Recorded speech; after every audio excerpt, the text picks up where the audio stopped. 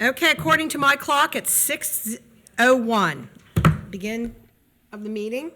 Mr. Wetbach, is there a need for executive session and under what? Let's have Mr. Baker call Sorry, roll. attendance. Sorry, Yep. forgot the attendance. It's okay.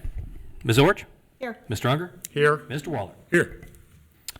And board, I would recommend that you all entertain a motion to go into executive session in accordance with Ohio Revised Code, Section 121.22G1, to discuss the compensation of public employees, with G2, to consider the sale of township property at competitive bidding, with G4, to discuss collective bargaining, and with G8, to consider confidential information related to specific strategy and to discuss negotiations with other political subdivisions regarding requests for economic development assistance. I'll make a motion to enter executive session under the Ohio Revised Code exceptions that Mr. Weckbach just listed for those purposes. And I will second the motion. Or will we be inviting anybody else? Just our usual township staff. Okay. Ms. Orch? Yes. Mr. Unger? Yes. Mr. Waller? Yes.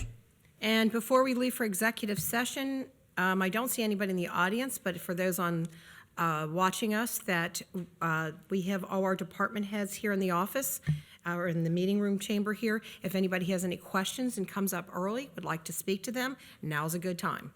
Thank you. Okay, according to my clock, it's 7:02. Oh, okay, it's on. It's 7:02 to start. We're going to start the meeting. Mr. Wetbach, is there anything to report from executive meeting? No, ma'am. Okay, then we want to stand up. Huh? Oh, Mr. Baker, attendance. Ms. Orch? Here. Mr. Unger? Here. Mr. Waller? Here. Okay, we'll stand up and do this Pledge of Allegiance, please. Pledge allegiance To the flag of the United States of America and to the republic for which it stands, one nation, under God, indivisible, with liberty and justice for all. And for a moment of silence for the new year, for 2023 and all years to come, to wish everybody health, happiness, hope.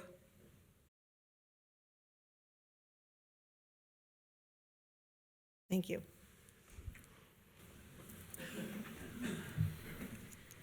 Okay, I guess we got approval of minutes.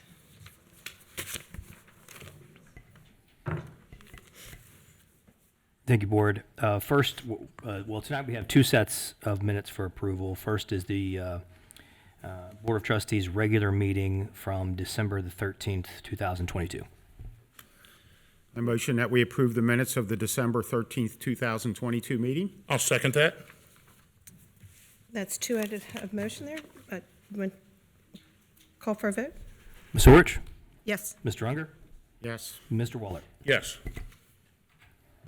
Thank you. And next, I have the minutes of the organizational meeting held on January 3rd, 2023. I motion that we approve the minutes of the organizational meeting held January 3rd, 2023. I'll second that motion, and I have no discussion. No discussion from me. Ms. Orch? Yes. Mr. Unger? Yes. Mr. Waller? Yes. Thank you, Board. Okay, we have a presentation by Chief Walls introducing and swearing in a newly promoted employee. Welcome, Chief. Happy New Year to you. Yeah. Thank you. Good evening, everyone. Mike. Turn on your mic. Good evening, and welcome, everyone. You are correct. Tonight we have two persons to swear in, and we'll also recognize Assistant Chief Greg Brown for his retirement. But first, I'd like to have Shane McNally come forward, please.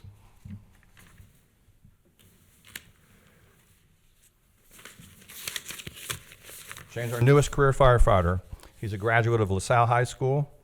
He's a graduate of the Colerain Fire and EMS recruit class. He was hired part-time in 2022 and was approved by the board at the last meeting for full-time. He plans to start medic class this spring, and upon completion of that, finish his undergraduate degree. And tonight, he's going to be penned by his father, Captain John McNally. And you may introduce your family. Time for some public speaking.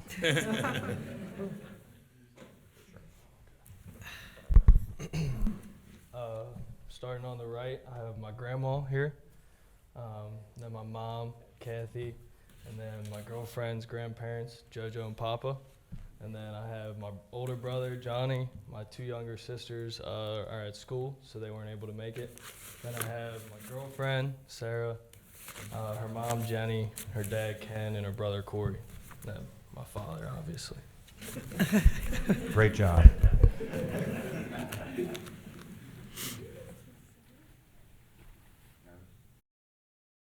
Raise your right hand and repeat after me. I state your name. I, Shane McNally, Do solemnly swear do solemnly swear that I will uphold the Constitution of the United States of America, that I will uphold the Constitution of the United States of America, the Constitution of the State of Ohio, the Constitution of the State of Ohio, and its bylaws. and the bylaws.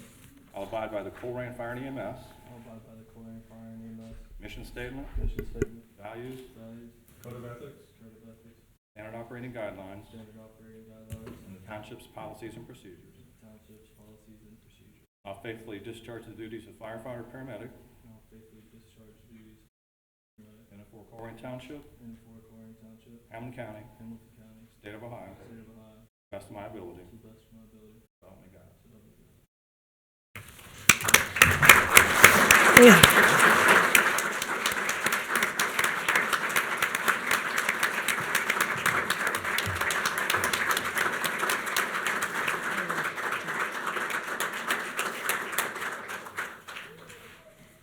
Congratulations and welcome aboard. Way to go, Dad. Excellent parenting. I was just going to say, follow in the dad's footsteps. What a great role model. Mom, do you like this? Yeah, Mom. And Ken, I haven't seen you in a long time. I think we know each other from a long time ago. All right, next I'd like to have Shane Packer come forward, please. Shane's being sworn in as our newest Assistant Chief of Operations. He was hired part-time in 2005 as a firefighter paramedic. He was hired full-time in 2009. He served as a lieutenant, an EMS captain, and a battalion chief for Colerain Fire and EMS. He has a bachelor's degree from Columbia Southern University in Fire Service Administration. He's currently working on his master's in fire executive leadership with a concentration in public administration at Columbia Southern. He's a graduate of the Ohio Fire Executive Program in 2015. And tonight, he'll be pinned by his children, Colin and Scarlett. Oh, Introduce your family, please. cute. Yes, my parents, Steve and Kathy, my wife, Sarah, my daughter, Scarlett, my sister, Heather, brother-in-law, Michael, our niece, Amelia, and then obviously the guys and Chief Mode from Ross Township.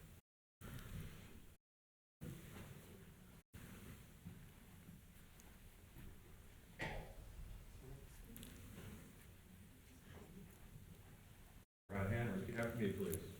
I state your name. I, Shane Packer, Do solemnly swear do solemnly swear that I will uphold the Constitution of the United States of America, that I will uphold the Constitution of the United States of America, the Constitution of the State of Ohio, the Constitution of the State of Ohio, and its bylaws. and its bylaws. I'll abide by the Colerain Fire and EMS I'll abide by the Colerain Fire and EMS mission statement, mission statement, values, values, code of ethics, code of ethics, standard operating guidelines, standard operating guidelines, and the township's policies and and procedures. the township's policies and procedures. I'll faithfully discharge the duties of Assistant Fire Chief And I'll faithfully discharge the duties of Assistant Fire Chief in and for Colerain Township, in the Fort Colerain Township, Hamilton County, Hamilton County, State of Ohio, State of Ohio, to the best of my ability. to the best of my ability, So help me God. so help me God.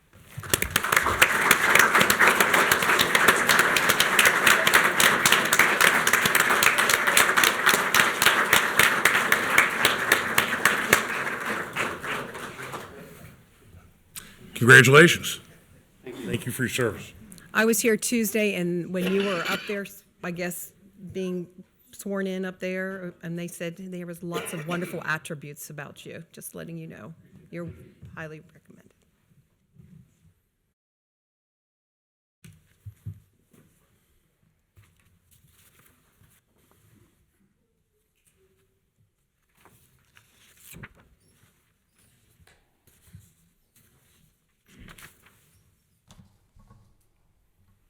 Next, I'd like to have retired Assistant Chief Greg Round come forward, please.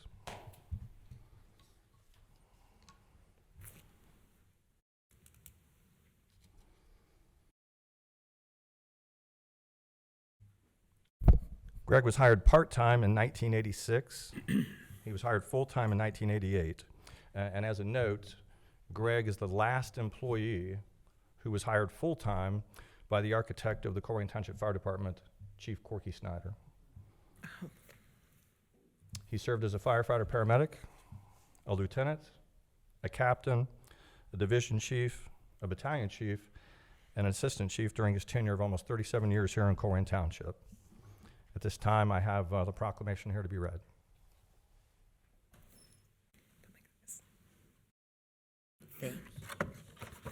Pleasure to read this. Assistant Fire Chief Gregory A. Brown was hired on May 13th of 1986 as an employee of Colerain Township Department Fire and Medical Services. And whereas Assistant Fire Chief Gregory A. Brown has demonstrated professionalism, allegiance, service, commitment, and excellence through his contribution as a firefighter, emergency medical technician, paramedic, lieutenant, captain, division chief, battalion chief, assistant chief, leader, mentor, colleague, and friend during his tenure with the department. And whereas Assistant Fire Chief Gregory A. Brown retired on December 16th of 2020 after nearly 37 years of commendable dedication to providing fire protection, emergency, medical, and community risk reduction services to the Colerain Township community. Therefore, be it resolved that Colerain Township Board of Trustees recognizes Assistant Fire Chief Gregory A. Brown as an outstanding employee and that he contributed greatly to our community during his long tenure of public service. Be it further resolved that in recognition of all of that Assistant Fire Chief Gregory A. Brown has done for Colerain Township, the Colerain Township Board of Trustees hereby proclaim Tuesday, January 10th, 2023, as a special day of recognition for Greg Brown to acknowledge his contributions to our community and wish him continued success in retirement. Truly heartfelt. I motion that we would go ahead and approve that proclamation as read. And I'll second that. Mr. Baker. Congratulations on a long career. Discussion. And thank you for your service, and we will commit you to the archives of the Colerain Historical Society as the last original member. And not only for 37 years, you don't find commitment like that. And thank you for it. I worked with you a little bit, and I like that little bit I worked with you. Thank you. Thank you so much. 37, is it 37? 37 years. 37 years. If you measure a person by the impact they've had on other people, you're at the top of the list. Thank you for your service. Thank you so much. Mr. Baker? Ms. Orich? Yes. Mr. Unger? Yes. Mr. Waller? Yes. And I would love to sign this. Thank you. I'll just say that I started with Colerain Fire Department at the age of 19. And it has been an honor to work here and protect the community, basically my entire adult life. This community that I call home, I raised my family in, and there are some great men and women who serve this community and make a lot of sacrifices on a daily basis. And I'm proud to be a part of them and protecting this community. Thank you, thank you, thank you. Thank you, sir.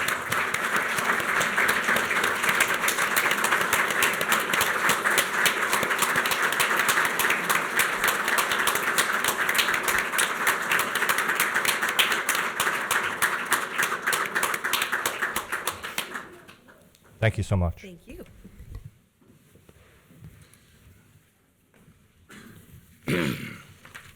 Did you want a picture? Okay.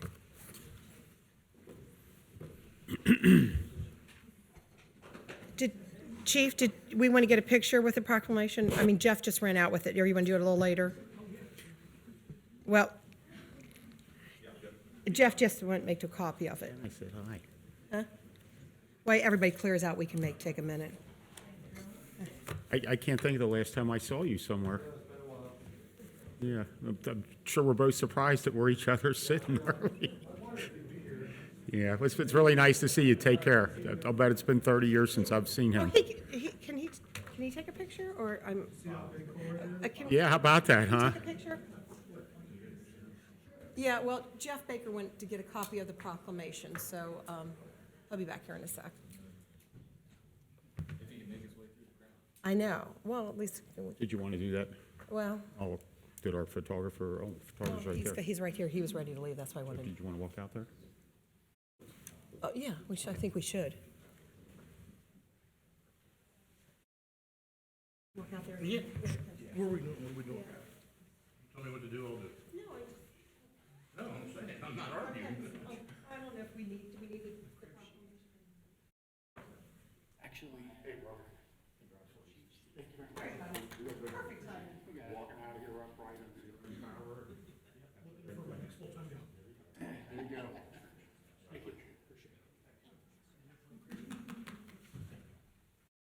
Go a little bit over. So you get a little, yes, come on. Do you want to get the photo? Okay. So you in the center. We got those tall people coming in. We do.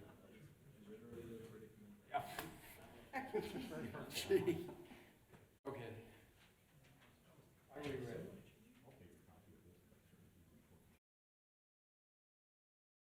Take a couple. Never know who's blinking their eye. Thank you. Appreciate it. Thank you.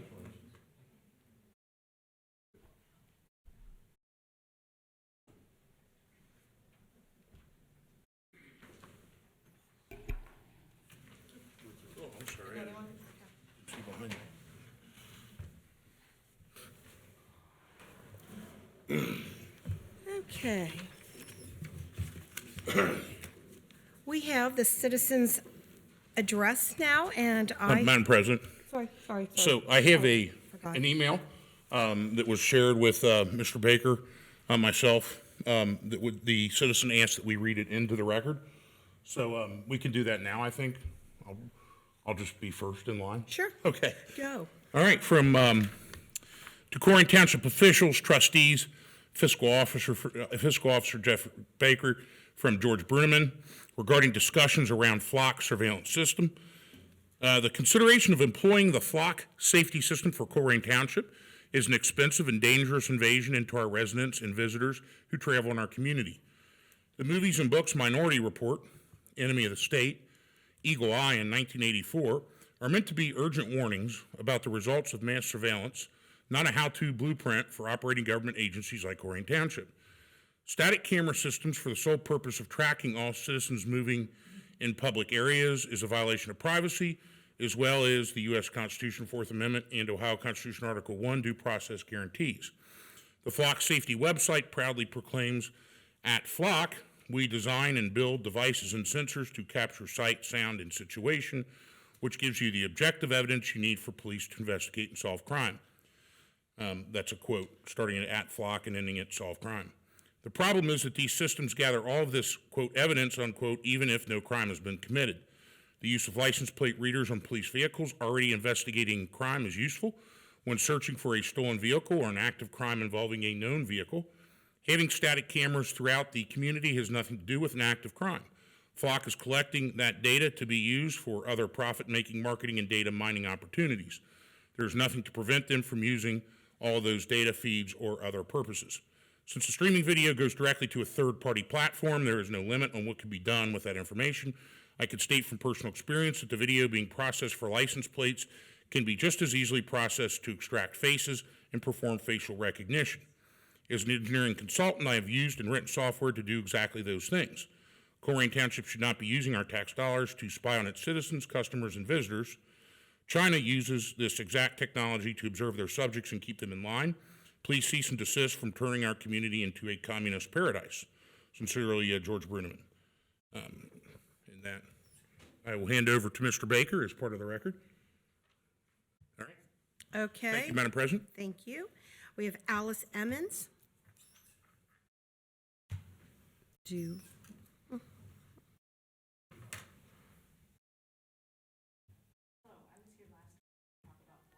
The mic's not on, sorry. Better? Okay. I was here last month to talk about 4519 Pool Road. The Board of Trustees had put a demolition order on that property, and I was here to represent the owner, who is in the process of getting the work done to get a permit. As of last month, we were undergoing revisions to address some code issues with the Building Department of Hamilton County and also with the Hamilton County Department of Health. We still are waiting for a permit, but we're down to the point where the revisions have been submitted. They've been reviewed by both the building department and the department that oversees the installation of septic systems. We are down to the point where all of the changes have been made and accepted, and the department wants to come out and inspect the site just to make sure everything fits properly within the property boundary lines. At this point, I'm hoping that we can move on and not have to continue this process any further, because obviously the owner is very committed to getting this built. It is taking a while. This is just kind of unfortunately the condition of what construction's like right now. So I brought information, basically printouts from Hamilton County's website that show that different departments have approved what we've submitted, and we're just waiting for that one last piece of information to have a valid permit. Okay, thank you. Do you have that with you? I do. Okay. Would you like me to present it now?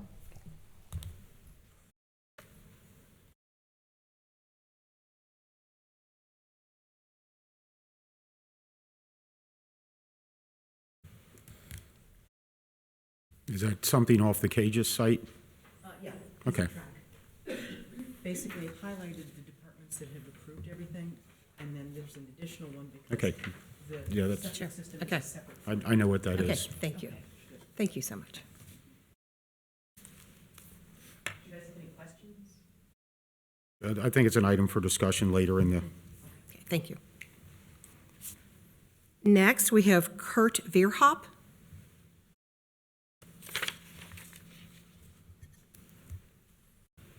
Good evening. Good evening. Thank you for this opportunity to address you. I have to say I'm disappointed as a citizen of the United States that I'm petitioning my government to defend the Constitution. You should understand the purpose of the Fourth Amendment and that our government is there to defend our liberties. I brought a few quotes. One of the most important reasons for studying history is that virtually every stupid idea that is in vogue today has been tried before and proven disastrous before, time and again, by Thomas Sowell. All we have to look to is East Germany, East Germany prior to the reunification of the state, and the current state of communist China. We don't need a system that watches the citizenry of Colerain Township. Another quote: "Give politicians power, and it will certainly be abused eventually, if not by today's politicians, then by their successors." We are opening the door, Pandora's box, to surveillance on the citizens in an effort to control them. And finally, I will go back to Benjamin Franklin's quote: "Those who would give up essential liberty to purchase a little temporary safety deserve neither liberty nor safety." Implementing the system will not make it a safer place. It will make it far more dangerous, because elements within the government, and what Mr. George Bruneman had pointed out, this is information that you do not control. This is information that is going to be used nefariously. And I ask you, please, do your job and defend the Constitution. Thank you. Thank you. Thank you, sir. Next, Stephanie Wright.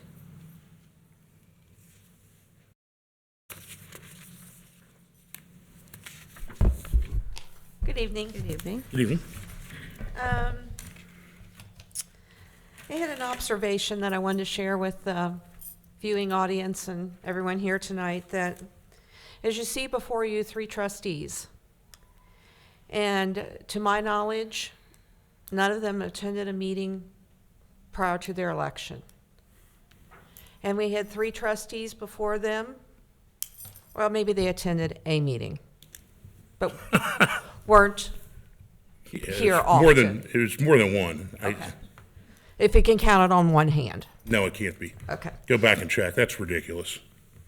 Okay. I'm not entitled to my opinion? Yeah, you're passing off a fact. It's not, but go ahead. That's fine. Okay. Let her have her 5 minutes. Yeah, go ahead, go. And this seems to be a pattern here in Colerain Township with electing people who aren't present prior to running for the position of trustee. And I'd just like to have that in people's forethought of their mind, that when you elect someone, please do your homework on them and make sure that they are interested in the community and not just the position. My opinion. I'd like to give a shout out to Mr. David Miller for handling a situation at 6401 Colerain Avenue. That piece of vacant commercial property was used as a truck stop and illegal dumping site and has been for many, many years. And I heard he was the spearhead behind getting all of those semis that were there parked without their cabs attached to them. So basically it was just a parking lot. And then tonight on the agenda, I had a couple of questions about pod containers and zoning regulations on those and roll-off bins. I noticed that throughout the township there seems to be a lot of pods that people use for outside storage, just randomly on people's lawns and backyards. And I thought that probably would fall underneath the lines of an unattached building. So I was wondering if we have any resolutions or codes involving those, because I see it becoming more and more prevalent throughout the community, as well as commercial dumpsters. Is there a time frame that someone can have a commercial dumpster in their front yard? You know, there are some that I could say have been there for over 6 months to a year. And I was just wondering, you know, that's not very appealing to the residents to pass that dumpster. And they also turn into problems because people think, oh, a free dumpster, a free garbage can, let me go throw my sofa in there. So then their problem becomes someone else's problem, which becomes our problem. So I was just wondering if we could look into some codes and regulations on that. And then tonight,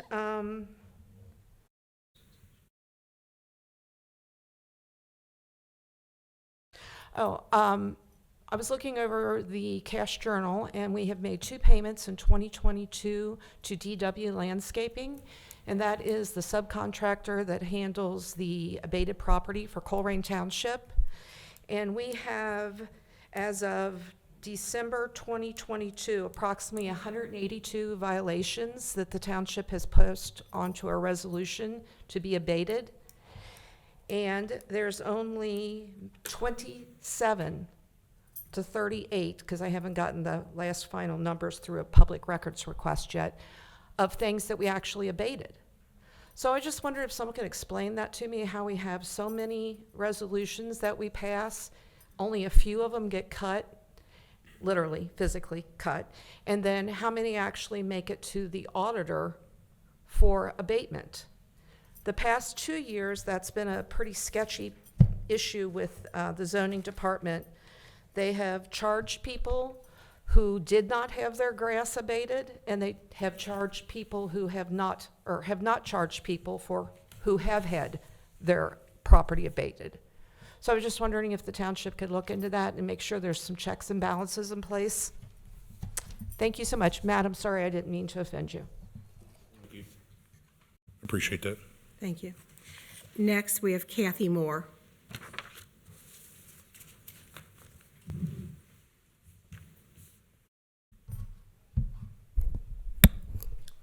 Good evening. Good evening. First, I'd like to thank Matt. I sent an email to the president of the board, and I didn't get a reply. I had asked if they had changed from using Robert's Rules of Orders. I didn't get a response, but I asked Matt, and he did send me a response. So I appreciate that, Matt. And I hope you will respectfully let me finish. I have several things here. I understand that there's an arrangement with department heads who attend public meetings They are permitted to take the same number of hours off during the regular work week. Is there a tracking system of hours taken off showing when or how long? In my opinion, there should be a written approved policy. I don't think this is a process that is widely used. According to the ORC, resignations are public record. However, records have been requested and the response is no record exists. I would think that would be something that full-time employees should be required to provide upon leaving. Also, with the promotion of the finance director, adding assistant administrator to his title, is there any reason why the fiscal officer can't ask for approval of appropriations and transfer of internal funds? Certainly he's qualified to do that and do more than just call the roll. Now, I also have a packet of information here. Thank you. Thank you.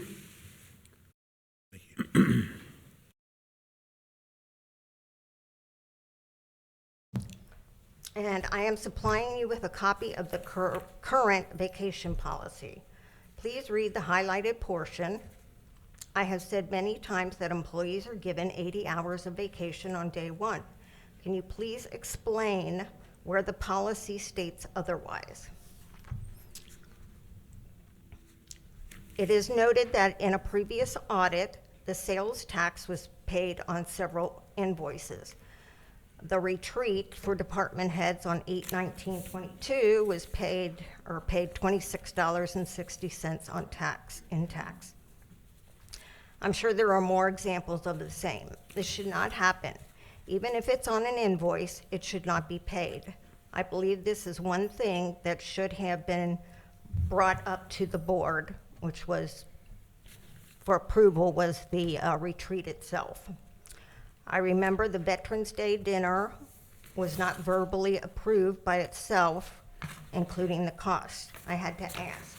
However, it was included in an appropriation from what I understand, based on the response I received at the time I questioned it. That is not transparency. Why would you not want the residents to know you're doing a great thing to support our veterans? Plattenberg, there have been no invoices since March the 31st. Are we still using this accounting firm? If not, who are we using? For several years, they submitted a monthly invoice and notice of cost for end-of-the-year procedures around $5,000, but nothing this year. What's the deal? Speaking of Plattenberg, they performed an audit for 2014 and 15. And one thing that was identified, our procedures identified certain credit card and employee reimbursement expenditure transactions where details supporting invoices were missing or the documentation failed to note the purpose of the transaction. A detailed invoice along with a notation of the purpose of the transaction is a necessary component of a complete documentation required by effective internal controls.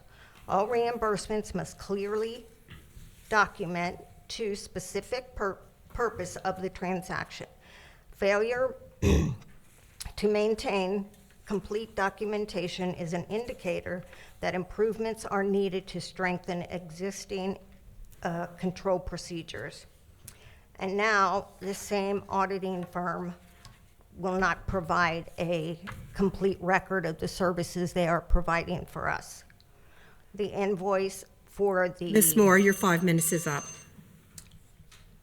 I noticed you keep looking at that clock an awful lot. I asked if you would respectfully let me finish. I'll go ahead and move to give you an additional Thank two. you, Matt. Two? I'll second it. 2 minutes, is that? Yeah, plenty. Let me see. The invoice for the retreat is a prime example. Just an invoice from Cincinnati University and approved by the administrator. No other information. We currently have a contract with Mr. Salman now. If it's for January, starting in '23. Will payments be made specifically to him? And what about hours other office personnel supplied to help him? Is that included in his $130,000? And my last question, has it been decided where the Groesbeck Fire Station will be built? Thank you. Thank you. Administration reports. Thank you, Board. The first person up tonight will be Chief Alan Walls out of the Fire Department.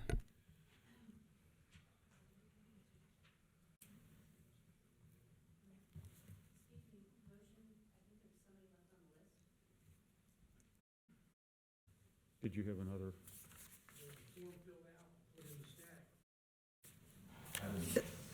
This is all I got. I'm so sorry. What do you got?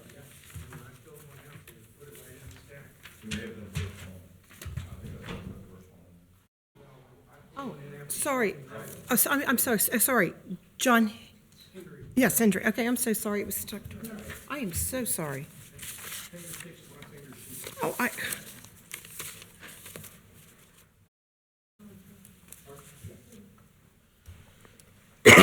Good evening, sir. Good evening. Thank you.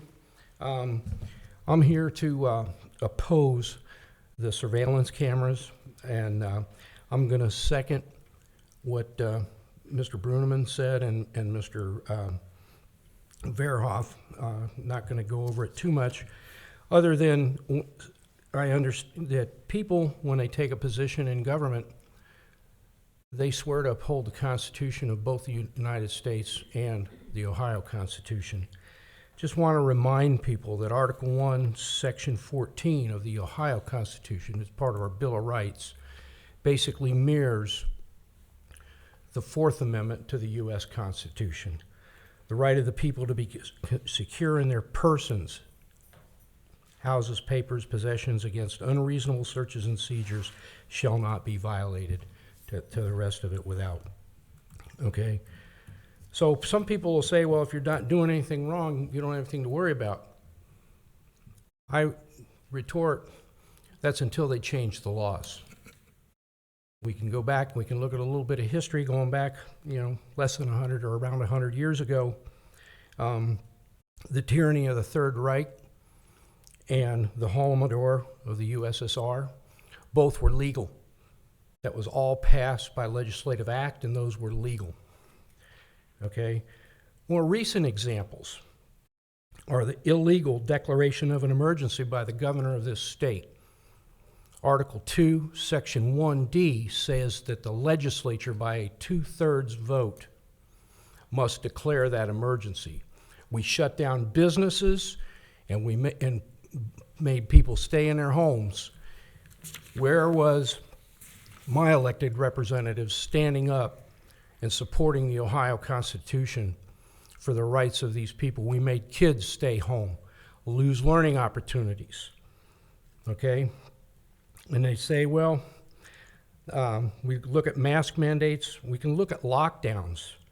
Australia is recent examples, Australia, Great Britain, New Zealand, not to mention China. Where does this get us? Where does the surveillance get us? Will we be safer? Okay, safer from what? Surely not from government tyranny. All right.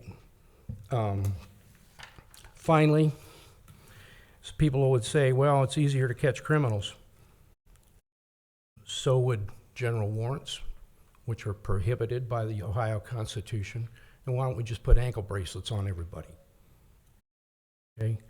History's taught me that there are two types of people in this world. Those that have the liberty gene in their DNA, and those that have the tyrant gene in their DNA. And to me, those with the tyrant gene are an enemy of liberty and must be opposed. My question to you is, which gene do you have?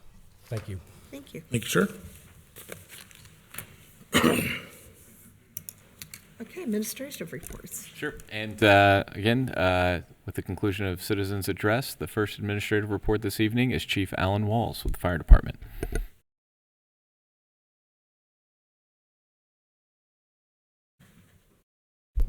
Good evening once again. To close out 2022, let's talk about December. We had 859 EMS incidents. We had 235 fire incidents. So for total, for 2022, we had 12,080 calls. That was a 6.56% increase over 2021, where we had 11,336. We had 27 responses into the Springfield Township EMS contract area. We had one building fire in the 9600 block of Marino Drive on Christmas morning. I'd like to point out that the crews in various steer conditions, 30-degree below zero wind chill, both police, fire, and public services did an outstanding job that morning in trying to protect that property. In addition, that was a $166,000 loss, but we did save $1.298 million.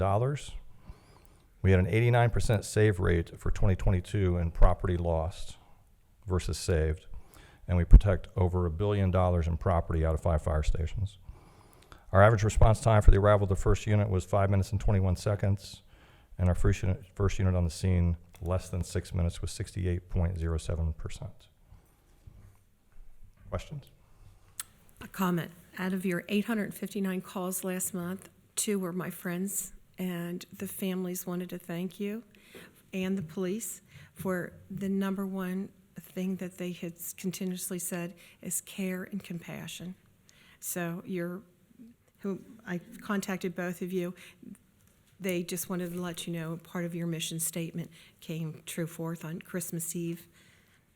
They both resulted in a death, but it had nothing to do with our EMS. The services were beyond reproach. Thank you, and that's exactly what I would hope to hear, because one of our values is compassion. Right. Chief Walsh, there was a question during citizen comment about have we finalized the location of where the Groesbeck Fire Station might be constructed? We have. It'll be going on Clara Avenue. Okay, which I knew that. I just wanted to property that we currently own. That's correct. So there'll be no property acquisition cost for that. Correct. Chief, I wanted to ask, is the 12,000 run number the highest that we've had on record? That is the highest we've ever had. Yes. Thank you. Thank you for everything, Chief. Awesome job. Thank you. Good work. Thank you. All right. Up next, we have Chief Ed Cordy out of the Police Department.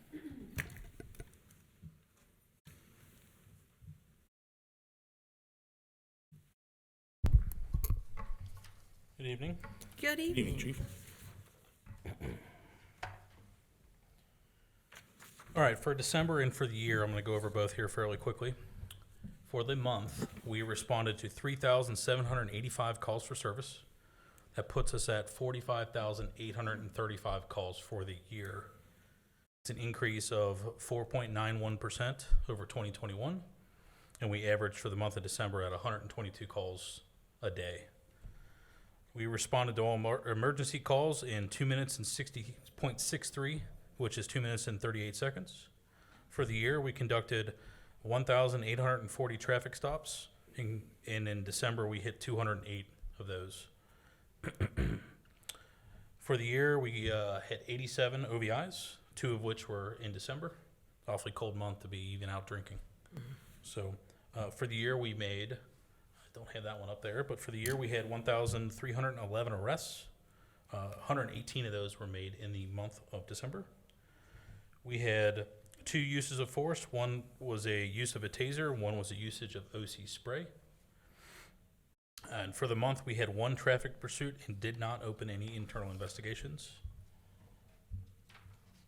I have 2 little handouts here for you real quick.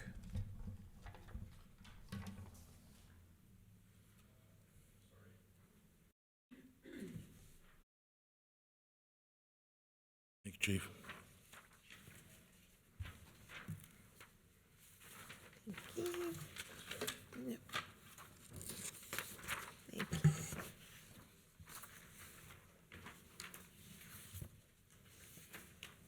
Thank you, Chief.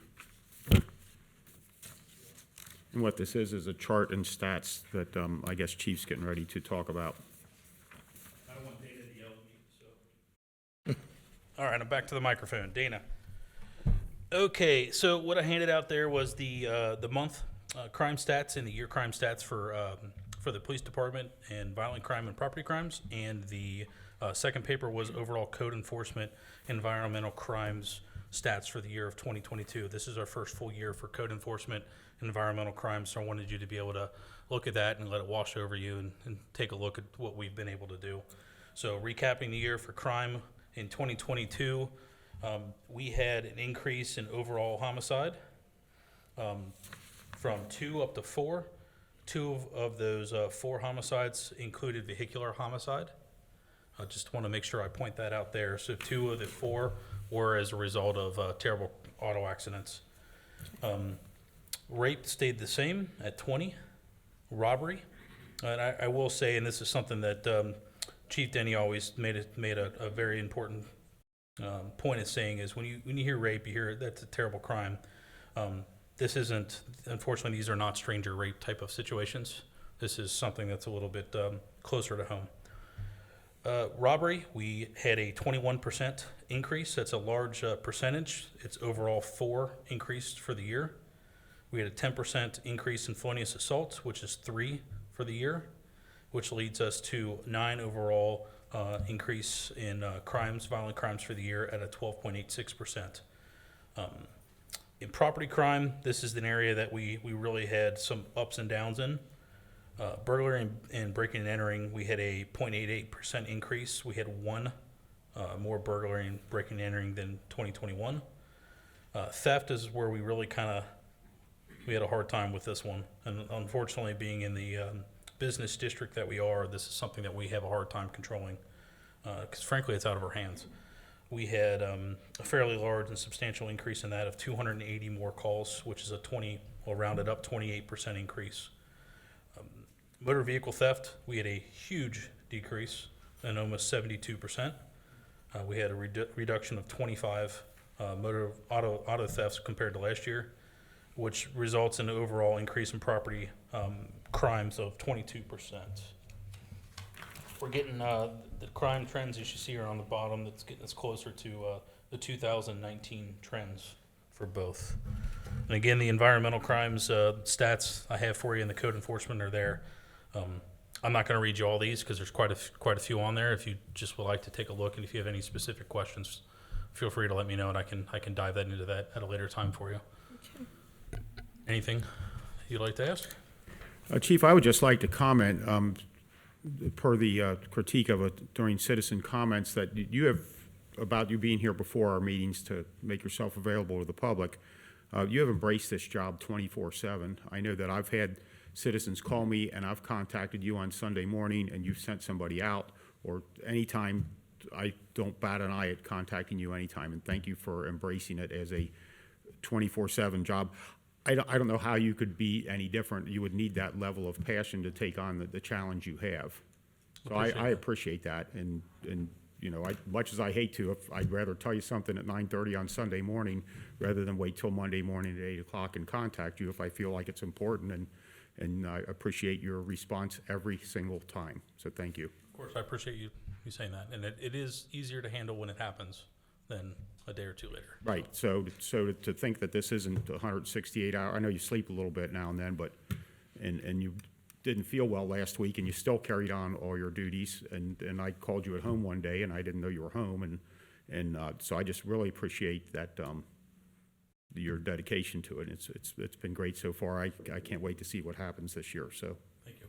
I'm going to reiterate that. You've always been wonderful in your response time and the generosity of your information to me. Thank you. Sure. Thank you.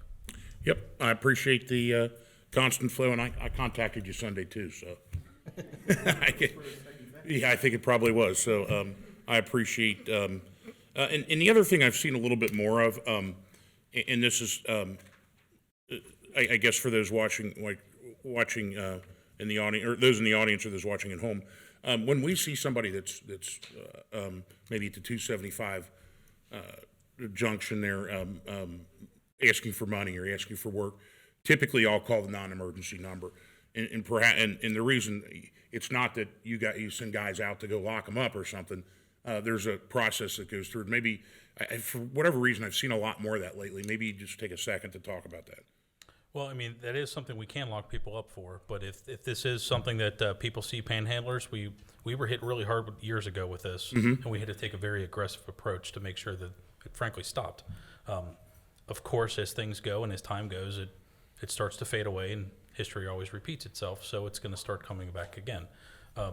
If people see it, feel free to call our 513-321-COPS. We'll have an officer out there as soon as we can.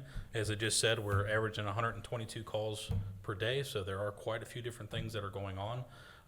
Everything that we deal with, it might take us a little bit of time to get to it, but we're obviously going to get to it. That's actually something that Officer Boyd handles himself every time that he's here as well. So that's part of his normal drives. And I know a couple months ago I saw a citizen sitting on the stoop in front of I can't think of the name of the workout place by the tire. Planet Fitness. Planet Fitness, and the person was clearly, you could tell that she was down on her luck and she was in distress. And I'm like, what do I do with this? And I called the non-emergency number, and they were just so awesome at getting somebody out there and said, yeah, we'll send somebody out to check. We have some resources at our hand with Hamilton County Public Health that we can, if there's some folks in distress that it's not a criminal nature, but we understand that sometimes there's more than that needs to happen. So we work with the fire department, and we have some pretty good solutions for that too. So don't be afraid to call for when you have somebody like that going on there, because there could be something else going on there too that they do need medical attention. So absolutely. Right, and your men and women have been through that, and they know. I mean, I felt helpless until I called, and I don't remember who the clerk was I spoke to, and I'm like, oh, wow. I suddenly felt like it was going to be taken care of, and, it was an awkward situation because it was a young woman, and I didn't want to pull up and be like, hey, you okay? I mean, but I was concerned based upon some of the nonverbal language cues that she was sending out, and just, so I kind of pulled in the back and waited for them to come by, and they took care of it, and I appreciate that. Yeah, absolutely. I mean, unfortunately, our officers every day, they have so many different hats that they wear. They're, obviously they enforce the law. They're social workers, they're lawyers, they're everything that you can possibly imagine all in one, and instantaneously have to make those decisions. But those are the easy ones for us. Call us out. We can definitely look into what's going on. Absolutely. So there are resources out there for those kind of, that's kind of the point in my diatribe there, but thank you. Absolutely. So just when people are pulling on your heartstrings, saying, I'm homeless, need food.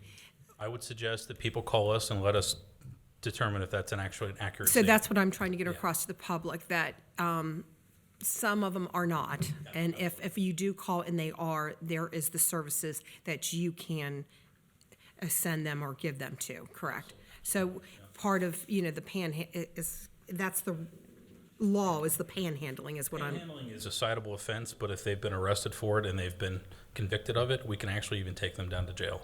The goal is not to take people to jail that are actually truly in need, but there's times where you have to have a strong fist to be able to make sure they understand that this isn't acceptable. Right, that's what I just So, want to tell the if public. it's Sometimes, truly somebody that's in need, we're there. okay, but it's still an offense that. And it's for their safety as well. Right, it's 'cause the they offense that should be locate called very on. dangerous places, yeah. There was a family at Walmart that spread a sheet with their little kids begging for money. And I went, oh my, and luckily I saw our police officers there. I thought that was a very dangerous situation. And we also have a coordinator through public health. It's a public health employee that spends a couple days of the week housed out at Colerain. Her name is Rachel Acra. She works very closely with fire and police and does an excellent job at connecting different folks in our community to services. And that can run the gambit of needing to find temporary shelter, to needing to find a food bank, to needing help with addiction or substance abuse. And Rachel has been a tremendous asset to our team. And so, regardless of panhandling or other issues, if you see someone that you believe is homeless or needs help, feel free to send them our way. And, Rachel has done just a tremendous job to connect those individuals to resources. I think she was at one of our meetings in the Right, last good to year have her or on two. board. Right. That's correct. And one of those calls, the chief, was on New Year's Eve when there was a gas leak over off of Hyannis. And I called you on New Year's Eve and you said, we're really busy. It's our busiest night of the year. And the resident was concerned that cars were speeding past an open cut in the street, and you still got somebody over there just to check on it. So, Yeah, we went over, and Duke said we're okay. well, but yeah, if there's ever the utility crew out in the street, whoever's watching, please slow down. absolutely. But because when you don't slow down, that triggers a call, that triggers a police trip, and because the last thing we want is somebody getting hurt by speeding traffic when you're working out in the right of way. So, thank you. Thanks. Thanks. And so I know I had asked the question of fire, but I believe this wasn't our busiest year on record, but it was just shy of it. So we're getting back to normal levels. I know COVID kind of put a damper on runs and volume, and calls for service has been increasing, and it'll be intriguing to see if next year it increases even further. Thank you. Thank you.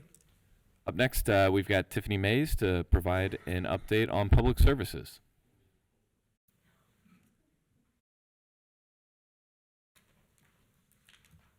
Good evening. Good evening. I come bearing surprises. Good evening. Our APWA accreditation, through that process, we received an award for being fully compliant. Nice. So it's a very beautiful award. We received 2, so we will, I believe we'll put one here at Town Hall, and one will be exhibited at the Public Services Garage as well. So, Fantastic. Congratulations. A lot of hard work went into that. Thank you. all right, so very proud of our team for accomplishing that. It just keeps us on that benchmark of fully compliant with how we serve our community. So our reports, the way we ended this year, our park visits, thank you. We are a little under our goal for the year. If you can look back to 2019, 2022 went down historically as one of our wettest years since 2018.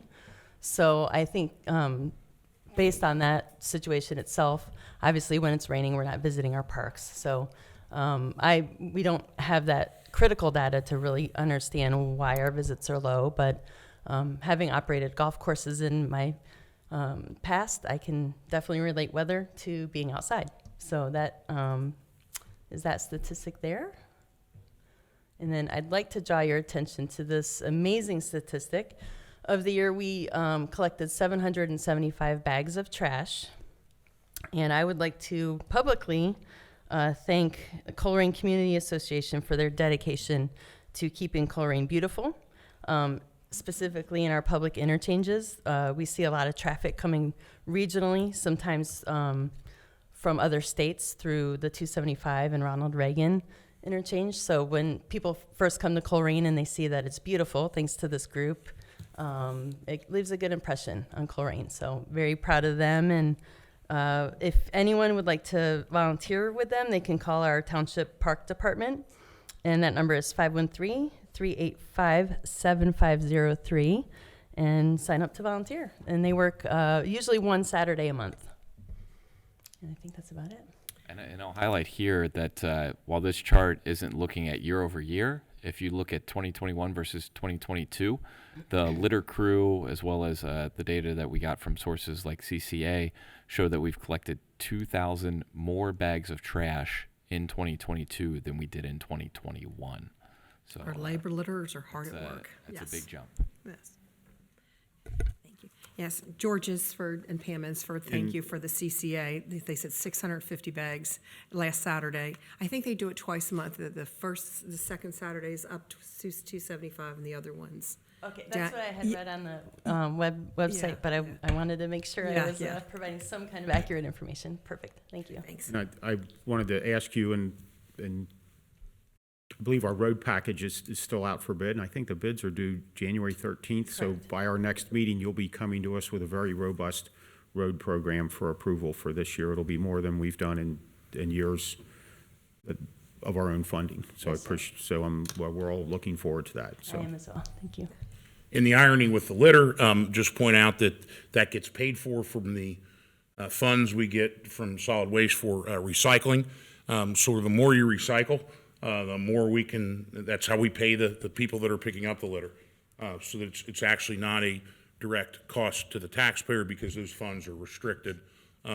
Pretty difficult restriction, and that's something that Mr. Weckback and Mr. Mills and I worked on getting, and then Mr. Unger then added the truck, I think now 2.5, 3 years ago. So I don't know, sometimes you feel like you're spitting in the ocean and you're not getting anywhere, but that's a lot of trash that wasn't down, that was picked up. So I appreciate that.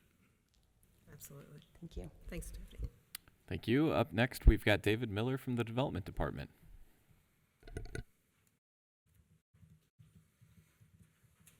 Good evening. So December, busy again. I will give you the December breakdown and then the annual, but we had 8 new family homes, single-family homes, 4 commercial permits, 2 solar. So I guess the lack of sun is leading to that. Maybe they're going to ramp up early this year. And then we had 37 other permits that were primarily lot splits. So we have, again, these new subdivisions that you've approved in the past need houses, and so that's what has contributed to that. But a total of 646 permits that were processed in 2022. So by far, record year. Jared Alleg remains just barely above water, trying to process all these. Very, very busy, very tedious, and we're fortunate to have him and Stephen both in helping process these. We've been able to onboard our new front desk, Caleb, and he is helping process those as well. And so it just seems like we're able to push these through a little bit quicker. Nonetheless, good news is, finally, I'll note for you ice cream connoisseurs, Dairy Queen passed their site inspection today. Jeff? Sweet tooth boy. There's going to be they have a few things to finalize to get ready for their opening sometime this weekend, if not Monday. So we'll make sure we announce when that's going to be and invite everybody to ribbon cutting, and they're excited. It's a very, very nice facility, and I know folks are looking forward to a blizzard. So, any questions? Good. All right. Thanks, sir. I have a couple updates. Olive Garden, is that, where's the old Olive Garden? The old Olive Garden. Okay. It's going to be Culver's, which was going to be... That location, that whole corner, Prospect Square, was recently purchased by another developer. And so there are, we've started initial conversations as to what they want to do with that entire site. One of the discussions you'll be happy to note is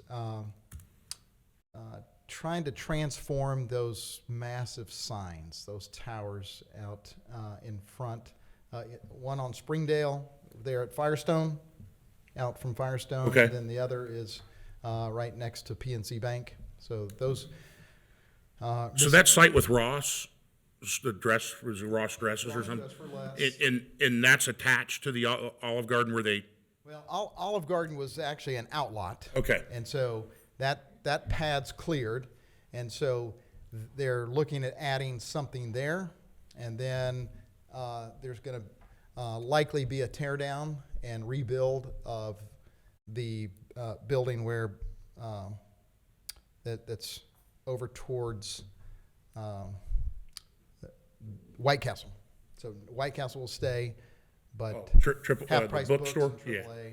So all of that's, like I said, in discussion what that corner is going to look like, and we are working with them to come up with ideas that, again, helping them work with us to ensure that we have one of the most valuable corners in the township, commercial corners, that is of a highest and best use and looks the best and presents the best. And clearly, right across the street is our great white whale that we are still fishing for, and we continue to have good discussions with a variety of developers, and I think that this year we're going to see some progress in that. And if we think we could find, between $30 and $60 million, maybe we could buy it ourselves. But other than that, I think we just need to bring somebody to the table.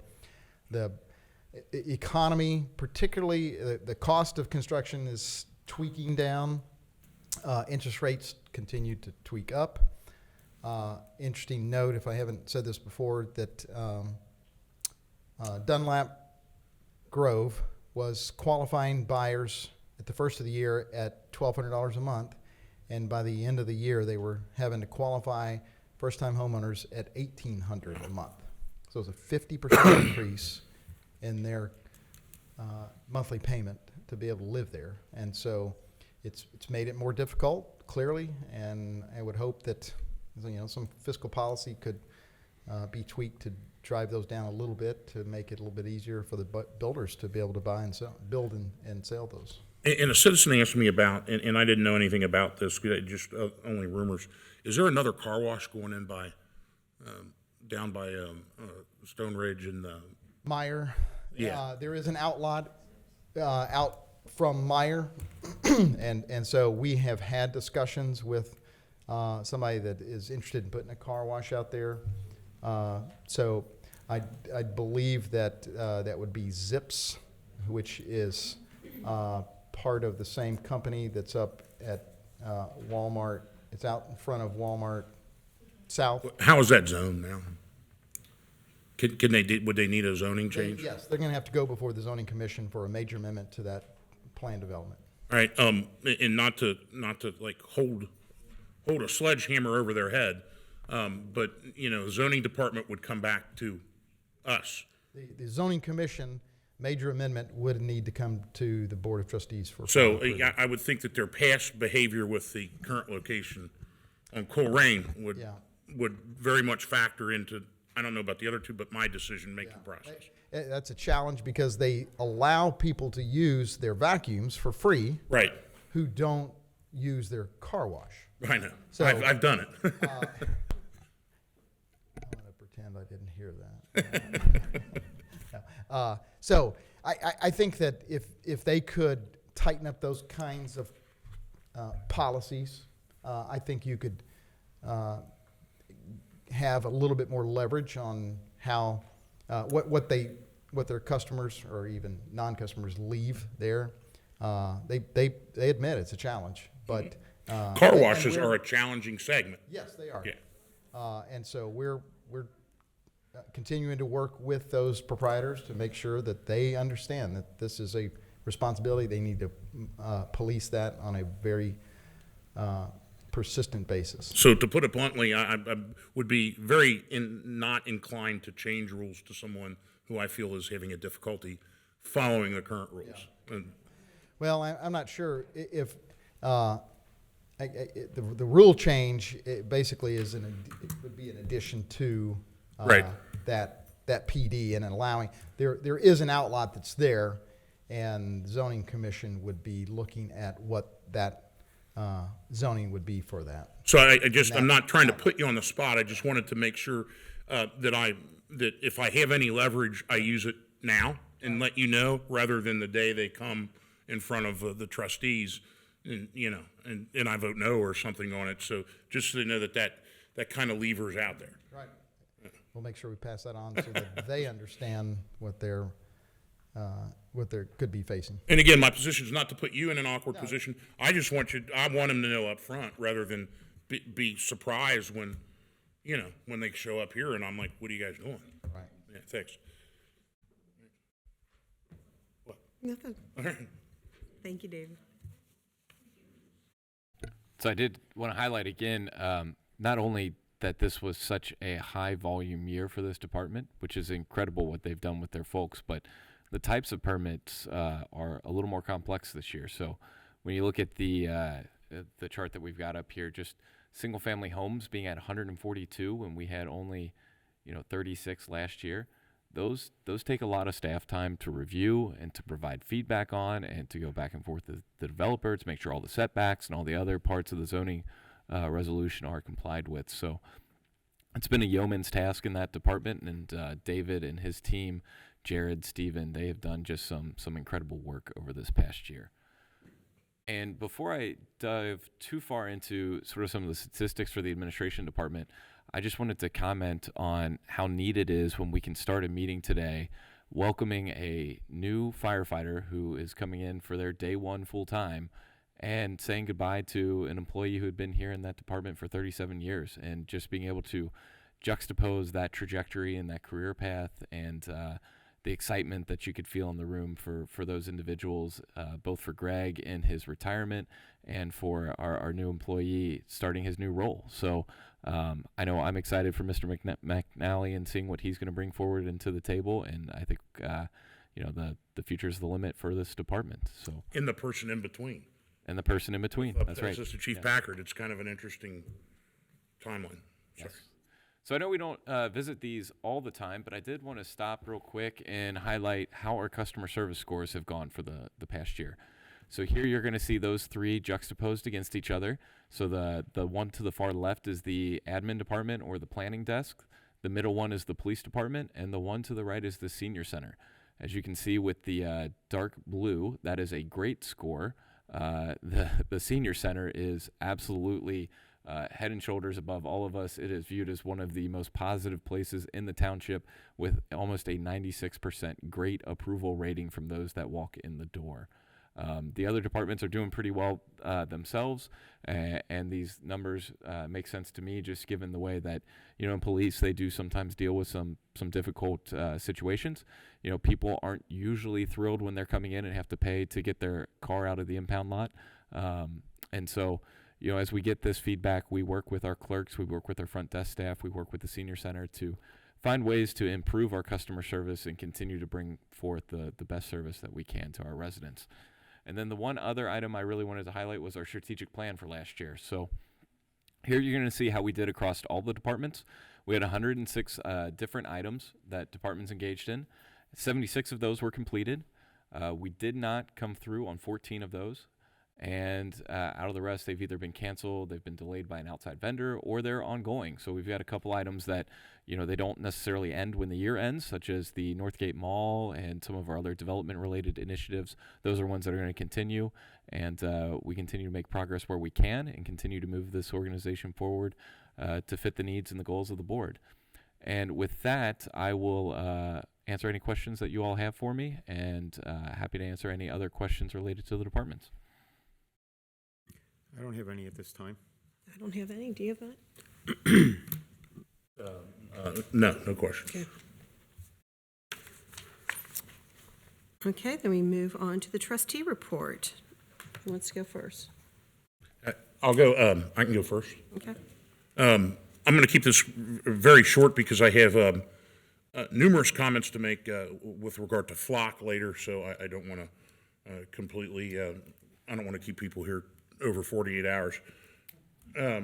Just solid waste board. We meet. I'm going to say we meet Tuesday. I can't remember if it's Tuesday or Wednesday because we've literally been meeting every day for the last week and a half, interviewing board member positions for the general interest position.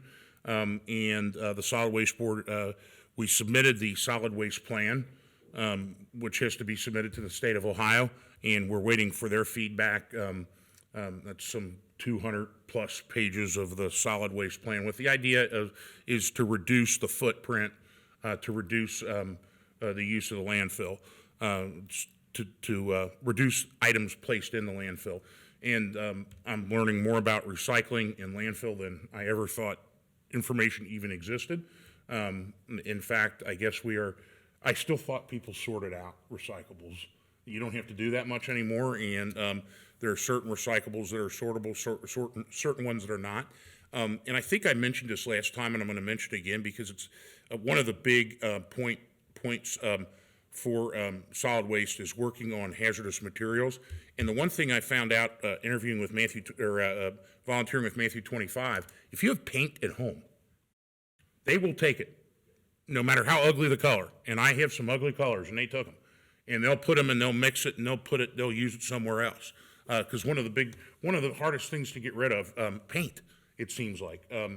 I just kind of let it sit out in the garage, and then I move it to a shed, and then I take it to storage and hope it'll just disappear. And there's somebody that'll take it. So just a reminder on that.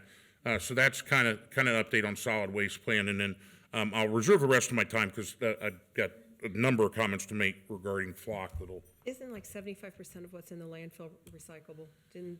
A percentage like that, and that's just a rough spitball. And it's interesting because, they charge them tipping fees. In the landfill, that they're 55% of the stuff in the landfill comes from outside of Hamilton County. The problem is, if it comes from out of state, they're not allowed to charge additional tipping fees. It's a violation of restraint of trade. It's a federal issue, but if it comes from in-state but a different county, there can be a change in tipping fees, and that's one of the things they're discussing now. They're also, I know that we do this, but they're also pushing for the townships to go towards they call it mandatory recycling, which is essentially what we have. Doesn't mean that you get fined if you don't push your recycling bin out to the curb. And mandatory trash, which a lot of townships don't have, which we do. And I'm pushing them towards that because some people with mandatory trash might find a way to find their trash over into our areas somehow. I think that can happen at times. So it's a lively discussion with a lot of different interest groups that show up, and it's a blended meeting if you're interested in it. So you could go there down on Taft at the Department of Health, or you can watch it. You can click on the Zoom meeting or Teams, or I don't know which Friday they use, but it's all about solid waste. So we will talk. The rest of the time I'll reserve for Flock. Thank you. Kathy? I will once again announce my personal cell phone number, 513-404-3057. I take calls all the time, and the reason I brought that up is there's once in a while a citizen might make a comment that those don't get responded to. Just in the past week, I've been to since our organizational meeting last week, I've gone to 3 different properties to look at 3 different issues. I did receive another call, Kathy, and since we can't talk outside of meetings, I've got somebody I would like you to call to see if you can resolve her issue. I emailed her back. Okay. And I'd like to address a few of the remarks from citizen comment. Yes, I've got quite a few comments about the flock cameras also, and our December 13th discussion about them, and that is an agenda item this evening, so I will discuss that then. Dunlap Grove, I've been past there. It looks like 2 of the buildings are completed. I don't know if they're taking occupancy yet, and that was an empty, unused, overgrown lot a couple years ago, so it's great to see that coming along. Besides the Dairy Queen, it's my understanding that the Ninja Grill is now open, and I know my friend Debbie from the YMCA has been waiting for that for a long time, and I told her I would take her there, and if you're watching, Debbie, you went without me, and so we'll have to talk about that later, but I did want to point that out, that it is open now. During the citizen comment, there was a comment made about people that do not attend meetings before their election. I can look around the room, and I can tell you that when a seat came available on the Board of Trustees, it was coincidental to the end of my service on the school board. I applied for that seat at the end of 2015, and with the exception of one meeting, and I was thinking about it, and it must have been the meeting that was on or about September 13th, 2016, I did not attend because we had a death in my immediate family the week before that. But I've been at every single meeting, so the remarks of that citizen versus what the actual record is pretty consistent with the remarks of the other remarks that I've gotten from the same citizen. So I have been at all these meetings. I was elected in 2017, so I went to meetings for 2 years before that, and you weren't, and I'm not going to go any further with that. So that is consistent with the remarks you make on a lot of other topics. So some of these grass cuttings that we do, a lot of times when people get the orange sticker, they go ahead and cut the grass. Another call that I got was this morning from somebody who had their water heater replaced, and they missed the trash pickup day. The water heater sitting out on the curb was stickered, but I've got that gentleman's going to call back Thursday. He's hopeful that that'll get picked up on Wednesday, which is his regular collection day. Let me see what else I have here. This past Saturday, here at the township, the police department had a little internal memorial service for Dale Woods, as it's been 4 years since his passing. I was invited to attend that, and I did, and it was very nice, and Dale's family was there, and they continue to go on with their lives, but it still is very difficult and very raw for several of the family members, and was glad to see such a nice turnout from our employees that took the time to show up Saturday. And I think that's all the comments that I had, and please go ahead, Kathy. It was a nice turnout. It was a nice memorial service. Okay, I'll start with, as per the Colerain Township procedures and rules, the board will follow parliamentary procedure when conducting all regular and special meetings. This basic outline of search procedure is found in Robert's Rules of Orders, newly revised, 12th edition. However, the board is not strictly bound to adhere to those rules of procedure. That is on page 3B3. The next one, page 6, 9D. Each citizen will be allotted a maximum of 5 minutes to speak through the use of a visible timer. Citizens may not reserve time nor yield to another speaker. This policy is designed to hear from as many citizens from as many points of possible view.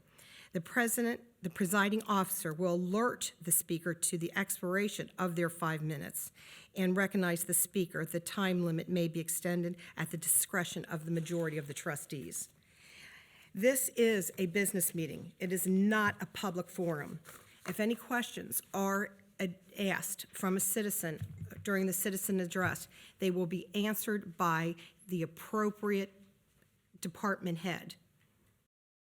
You can always come early from 6 to 7. Our department heads are sitting in this room to answer all those questions. I will also be attending the Ohio Township Winter Convention in 2 weeks, and we'll be finding out what other townships are doing to make their meetings more efficient. Thank you. And board, if it pleases the board, we'll move into new business, starting with public safety, and I believe all items are with the police department. Chief Ed Cordy.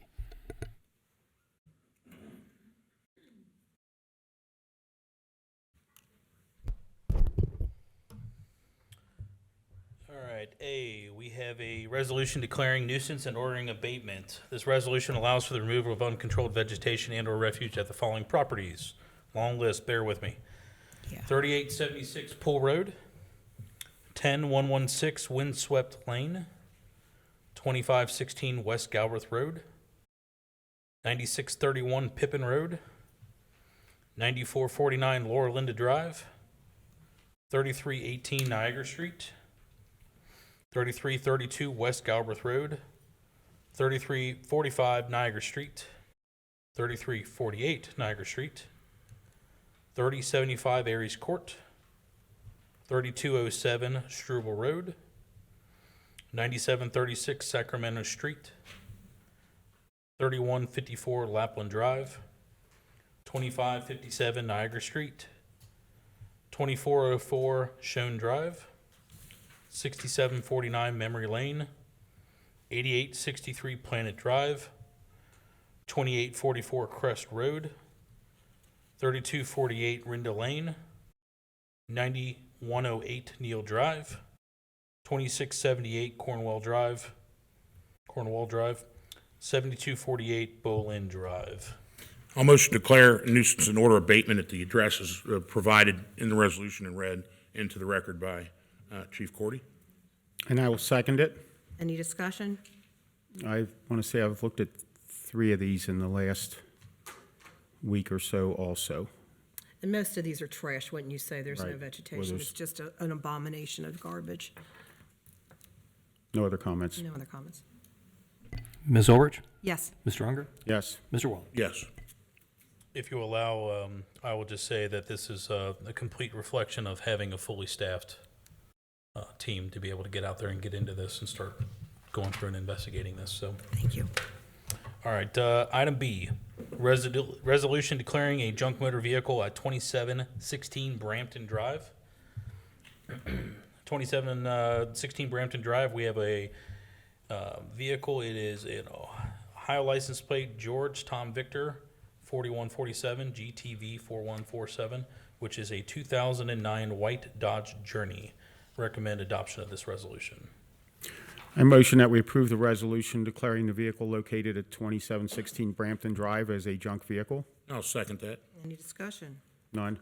None. Mr. Baker? Ms. Orich? Yes. Mr. Unger? Yes. Mr. Waller? Yes.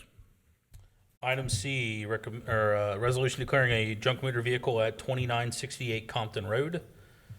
At that location, we have a vehicle with Ohio license plate 699 Young Zebra Robert 699YZR, which is a 2012 gray Honda Pilot. Recommend adoption of the resolution. I'll motion to adopt the resolution declaring a junk motor vehicle, 2968 Compton Road, Ohio 699YZR, 2012 gray Honda Pilot. I will second it. Any discussion? None. Mr. Baker? Ms. Orich? Yes. Mr. Unger? Yes. Mr. Waller? Yes. Item D, resolution declaring a junk motor vehicle at 3104 Sovereign Drive. At that address, we have a Ohio license plate of Edward Ida John 8783 EIJ 8783 2000 silver Jaguar sedan. Recommend adoption of the resolution. I motion that we approve the resolution declaring the vehicle located at 3104 Sovereign Drive as a junk vehicle. I'll second that. Any discussion? None. None. Ms. Orich? Yes. Mr. Unger? Yes. Mr. Waller? Yes. E, resolution declaring a junk motor vehicle at 9757 Yuba Court. At that address, we have two vehicles. First one being Ohio license plate John David Frank 2464 JDF 2464. It's a 2004 silver Lincoln Lincoln Aviator. The second vehicle has no plate. It's a 2001 red Chevy Monte Carlo.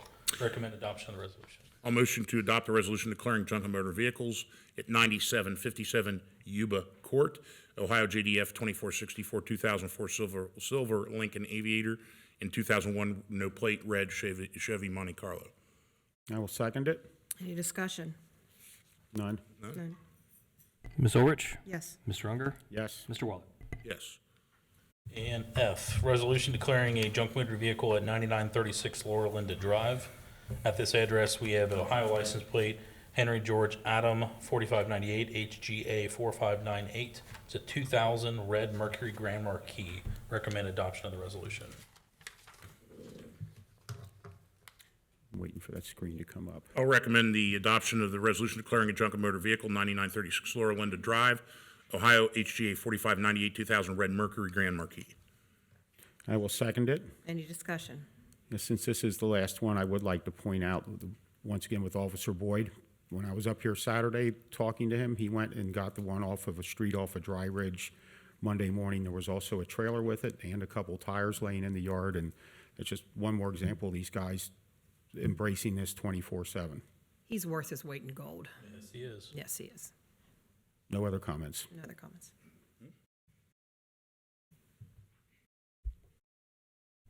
Ms. Orich? Yes. Mr. Unger? Yes. Mr. Waller? Yes.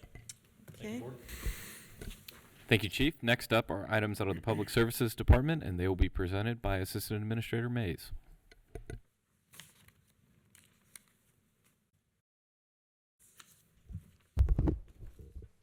On the agenda, item A, we have a resolution for construction of sidewalks. This is a Green Township project that is contracted with ODOT. Their project is to install and repair sidewalks that extend into Colerain Township, just south of Burnside.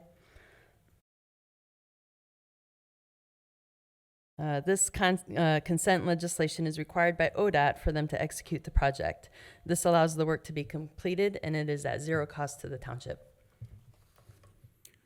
I motion that we approve the resolution of consent for PID 113500.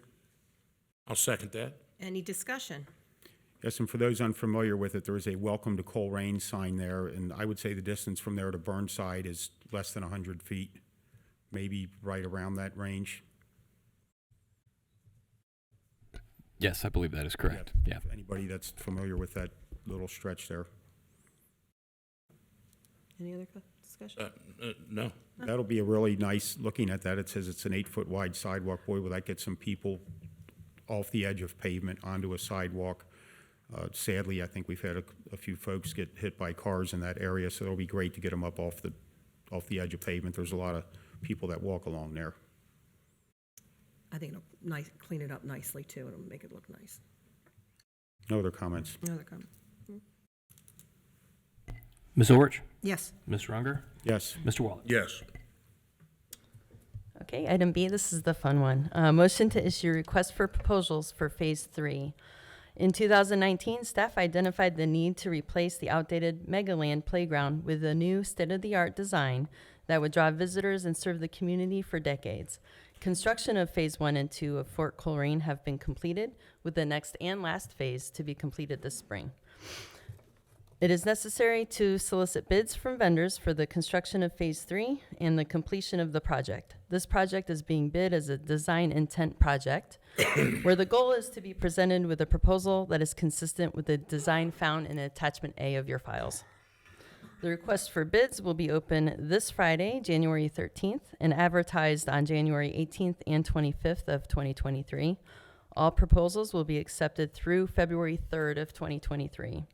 This project has been identified in the 2023 capital schedule with an estimated cost of $400,000 that is fully supported by a $400,000 state capital improvement grant. I'll motion to issue request for proposals for Fort Colerain Phase 3. I will second it. Any discussion? You're fast rising on my list. That's two things that you've come with no money. That's awesome. I knew I liked you when we hired you. Two things in a row, no cost. All right, keep it up. We can do this all night. I had some discussion with Jeff, and you're going to be very intent on this project, correct? Because I brought up concerns about, did he bring these to your attention? Yes, he did. Yep. Okay. And I'm fully aware there's pros and cons with each surface. Right. So we'll investigate that very Okay. closely. Okay, good. Thank you. Like a mosh pit for wrestling. That might work. We can generate some revenue. There you in go. Our, recreation fund. I think I see liability issues there. No, there's no liability. There's waivers for that. And for those watching, the Phase 1 and Phase 2 have been completed, and it's very nice. And the times I've gone up to that park and we do go up there and walk, there's always quite a few people up there. So it's a very popular thing, and this will be a nice extension to it. And I believe, if I'm, when I was serving on the board of for OPRA, I believe it won an award as well from the OPRA. And I can look that up to make sure I verify that. Now, I do want to clarify one thing real quick, Matt, just so you know. The state of Ohio, for administering the grant on our behalf and processing the money, does keep a very, very small fee. So it's not exactly one for one. There's probably a couple $1,000s that they keep. It's an $8,000 fee. Yeah, there we go. So. All right, I'll sell candy bars to make that up. No other comments? No, more discussion. Ms. Orich? Yes. Mr. Unger? Yes. Mr. Waller? Yes. Item C is a motion authorizing the township administrator to execute a contract with Tri-State Concrete Construction Incorporation for the Colerain Avenue bus pull-offs. This project was prepared for formal competitive bidding on Bid Express from November 16th through December 20th, 2022, with a total of 5 bids received. This project had an engineer's estimate of $205. Where's the finance director? $257,916.22, with bid submissions ranging from $250,000 to $425,000 in that range. Staff recommends that the contract be awarded to Tri-State Concrete Construction Incorporated, which was the lowest bidder in the amount of $250,194.93. This is 3% under the engineer's estimate. Staff has secured grant funding through the Southwest Regional Transit Authority, otherwise known as SORTA, for this project. I motion that we approve the agreement with Tri-State Concrete Construction for the construction of bus pull-offs. I'll second that. Any discussion? Sure.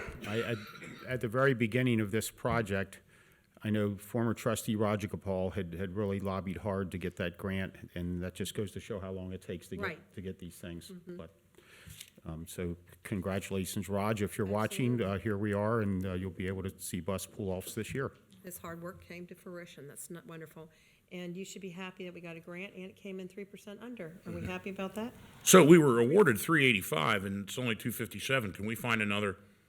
Yes. So when we went out for the grant, we actually applied for both the north and south. Okay. So what the dollars that we don't spend on the north will actually be able to be put toward the Colerain Avenue streetscape project that's going to be going on in southern Colerain in the Groesbeck area, because we're going to be installing a couple bus bays down there as well. So that's going to help leverage a TA grant that we have for that project, as well as the $1 million award that's sort of just announced on top of that to go with that project. So little by little, we're getting closer and closer to that being fully funded by outside sources. And I saw in Mount Airy, and this, again, I have nightmares over this. I saw in Mount Airy the sort of bus benches.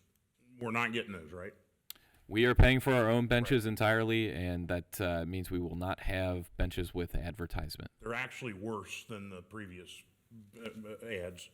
They look real. I saw one outside, driving up and down Colerain outside of Hawaiian Terrace or something. It just seemed awful. And that's the same thing for the bus shelters as well. SORTA's approach, if you ask them and they fund the installation of bus shelters, is they want it to have advertising on it that they control to cover the cost of the maintenance and the long-term replacements. Since we're going to be paying for this all ourselves, we have the option to not do that. And understanding the intent of the board, I don't believe we're going to be putting advertisement on those anytime soon. Good.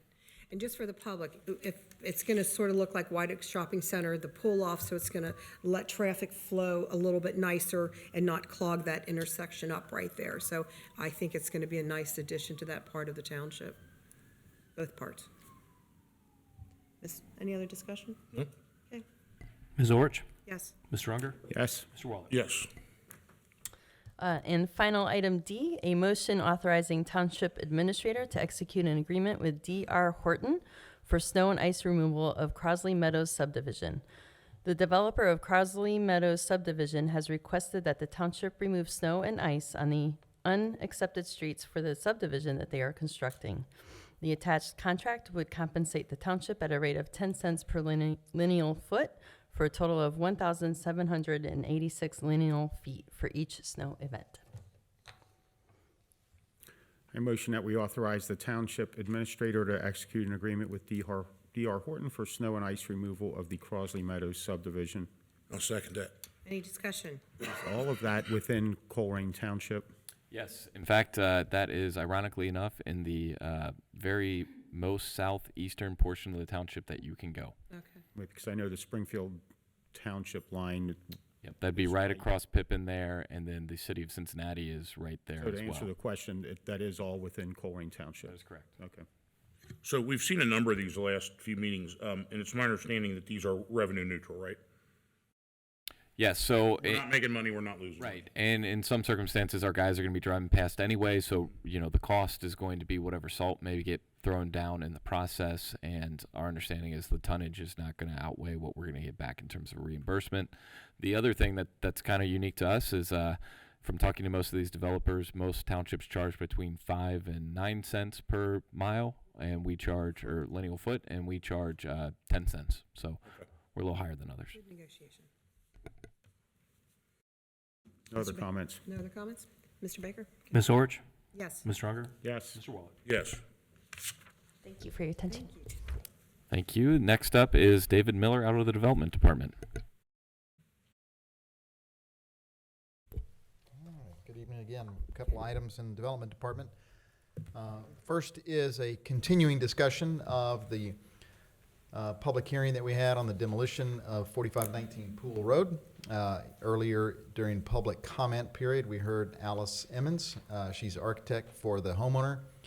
I have had multiple conversations with her to ascertain what their plans were, the schedule, what was continuing to drag on.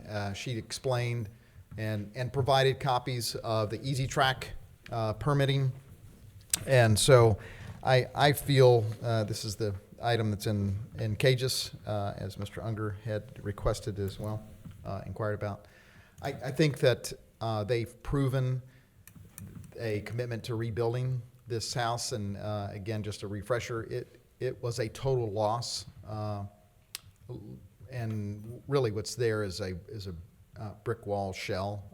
Very, very unfortunate for the homeowner.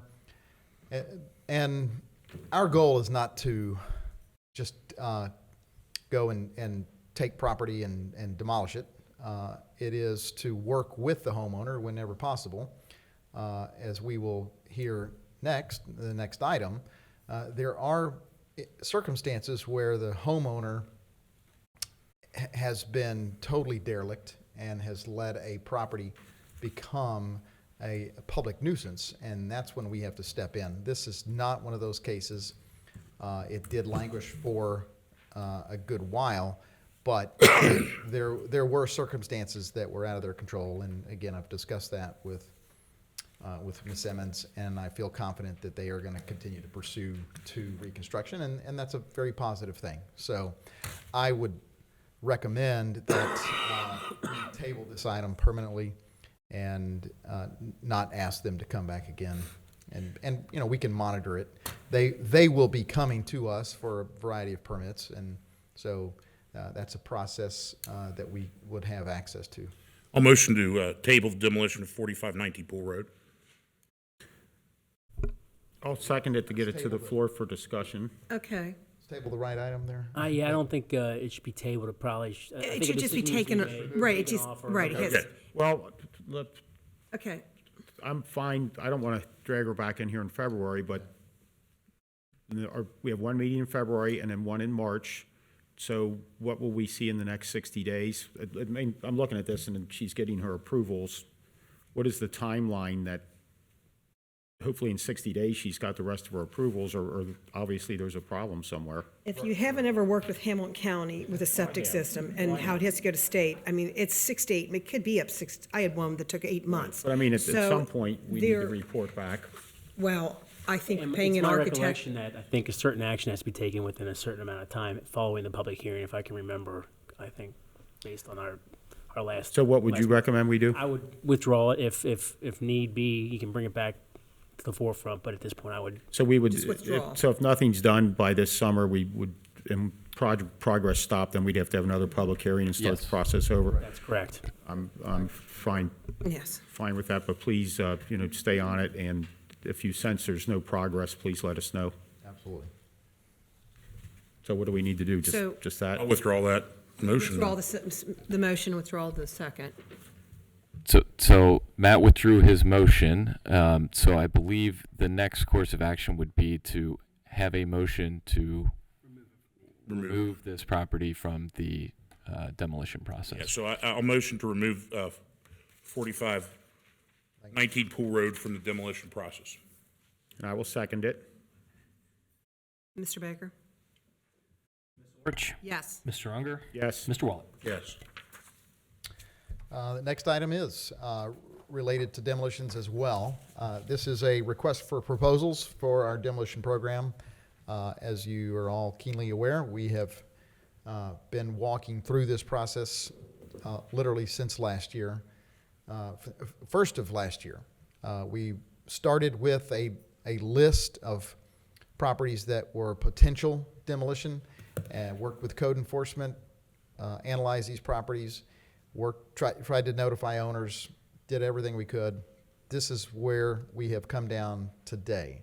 So we've ended up with 4 residential properties, and you'll recall the addresses: 9929 Capstan, 2864 Houston Road, 8806 Nabita Drive, and 3483 Niagara Street. I believe on every one of these, we have had some kind of contact with family members, somebody that had some kind of interest. And some of them have actually presented here and made variety of appeals, but we're at a place now where we feel confident that these are the properties that need to be demolished through our program, where we have partnered with Ohio Department of Development and their demolition program. They're providing a 75% grant match that we have to provide 25% to. We've set aside some CDBG funds for that. And so this RFP would go out tomorrow, would be out until February the 1st, and then we would review those bids and then proceed as quickly as possible to get that completed and work within all the guidelines that the state's provided. They're strenuous, but certainly not impossible. So I would recommend approval of the motion to accept this RFP and present that publicly. I motion that we approve the request for proposals for the demolition program for Colerain Township at those 4 addresses. I'll second. Discussion. None, I think we've discussed Just for this the a little bit. public, these 4 we've been working on these for over 3 years, correct? Well, some of them have been many years. Yes. Yes. It's not something we're, 3483 Niagara was a fire. right. And they struggled to work with insurance. They've done some work themselves. They tried. And I feel badly for the owners, but they finally just gave it up. A couple of them are deceased owners. And so the family members were not able to do anything to retain those. And so I'll repeat something I've said before. This is a very serious thing when the government comes in and takes somebody's property. Right. Right? And we haven't done this haphazardly at all. And I think we've tried to work wherever possible. As we see with 4519 Pool, 7954 Harrison Road. Somebody bought that at auction and got inside, and they said, you know what, this does not need to be demolished. This is a really nice home. And this was somebody who was, I would call a professional rehabber, and she wants to fix it up and move in. And so she's cleaned it out. She secured it. She has gotten all the approvals from our code enforcement. It's on the right track. And so that we're happy for that. To demolish a property and start from scratch again from just a grass lot is harder than starting from a place that just needs fixing up. But these all are in need of total removal. And so cost of the demolition will be assessed to the property taxes, and then we'll continue to work with Port Authority to find a higher and better use for that lot. Any other discussion? No. Mr. Baker? Ms. Orch? Yes. Mr. Unger? Yes. Mr. Waller? Yes. Thanks. Thank you, Board. The next item on the agenda is a performance and compensation review of myself. I believe Tiffany Mays is available to help facilitate any of that conversation as you all need. This is very prideful that I do this, okay? Jeff came out with flying colors. On Tuesday, December 13th, 2022, the Board of Trustees met to evaluate the performance of Administrator Wetbach. Should I say Jeff Wetbach? The trustees considered his performance both as a long-standing employee as well as his performance as the administrator over the last 3 months. Did you want to read this? No, okay. Okay, overall, the trustees have very high confidence in Administrator Wetbach's ability to lead, change, and effectively communicate with the community and staff, and to effectively manage the township's assets and funds. The trustees appreciate Mr. Wetbach's style of communication, his transparency, honesty on topics, especially the ones that are sensitive in nature, which he has been described as a game changer. The communication that Mr. Wetbach provides has been helpful to the trustees to address citizens' concerns as they arise. Administrator Wetbach superheaded the following with great success. They include organization of the Veterans Day dinner, which was wonderful, navigating the memorandum of understanding with the Fraternal Order of Police and diligence and thoroughness, negotiating 2 collective bargaining agreements effectively and efficiently prior to the current contract expiring. The goals for Administrator Wetbach to focus on is to develop a formal mentoring program, develop a strategic plan for economic and community development, and develop a capital reserve plan and policy. Considering the short time that Mr. Wetback has been in this role, the trustees will revisit the potential of a merit increase to his annual salary on or near September 5th, 2023, which is his first-year anniversary of Administrator Wetback occupying this position. Do you have I would motion that we go ahead and approve the evaluation. I'll second that. any discussion? No, thanks for taking on the challenge, and hopefully you having a good time here.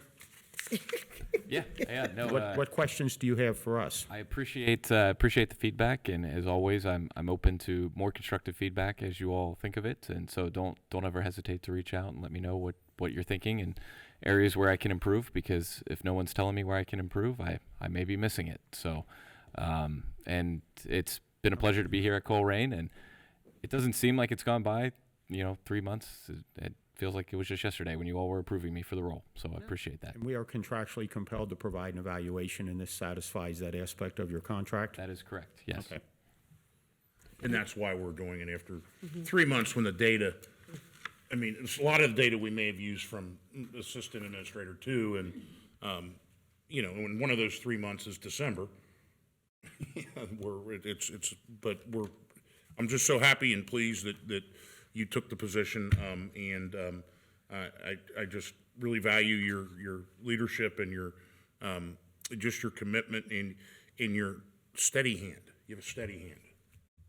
You could have the nuclear codes, and I'd be Somebody's fine with making fun of you over there, but it's okay. And it says here in the rationale that it's required by January 15th, so we have met that by considering it for approval on January 10th. So, Yes, sir, that is correct. Any other discussion? I already signed it here. I'd vote first. Yes, Ms. Ulrich? Yes. Mr. Unger? Yes. Mr. Waller? Yes. Thank you, Board. The next item on our agenda is a motion authorizing the Township Administrator to execute a collective bargaining agreement with AFSCME for part-time firefighters. So early in 2022, all of our part-time firefighters came together and decided to organize, forming the 5th bargaining unit with Colerain Township. Staff has spent some time developing a brand new collective bargaining agreement from scratch with this unit, which is represented by AFSCME Ohio. And we believe that the agreement presented before you all today is a fair agreement for their services. And we look forward to continuing 3 more years with this group and renegotiating with them in 2025, should the board approve.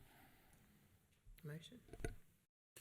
I motion that we approve the collective bargaining agreement between the Colerain Township Board of Trustees and AFSCME Ohio Council 8 AFL-CIO, Colerain Township Fire Department part-time bargaining unit employees. I'll second that. Any discussion? None. Thank you for handling this. Once again, in 3 months, you had 2 or 3 contracts that you had to negotiate here. So, so we had 2 contract renewals, 2 MOUs, and this is the third. He's been hard at work, just letting the public know. This is not easy business, dealing with these unions. And I must admit, it was kind of fun to go through this. I'd never been through, the creation of a new bargaining unit from scratch. And Fun? Scott was saying it's so much fun. So that's what you consider fun. Good to know. And then we say that tongue in cheek, but there is one more coming. So also earlier this year, our police clerks elected to organize, and so that will be coming hopefully in the next month or 2 for the board's consideration as well. Any comment? No, thank you. None. Jeff? Ms. Ulrich? Yes. Mr. Unger? Yes. Mr. Waller? Yes. Thank you, board. The next item on the agenda will be presented by Assistant Administrator McElravy.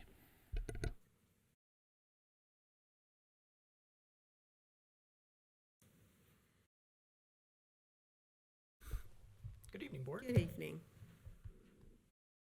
The next item on your agenda is a resolution authorizing the adoption of amended appropriations and amending the 2023 strategic plan and budget.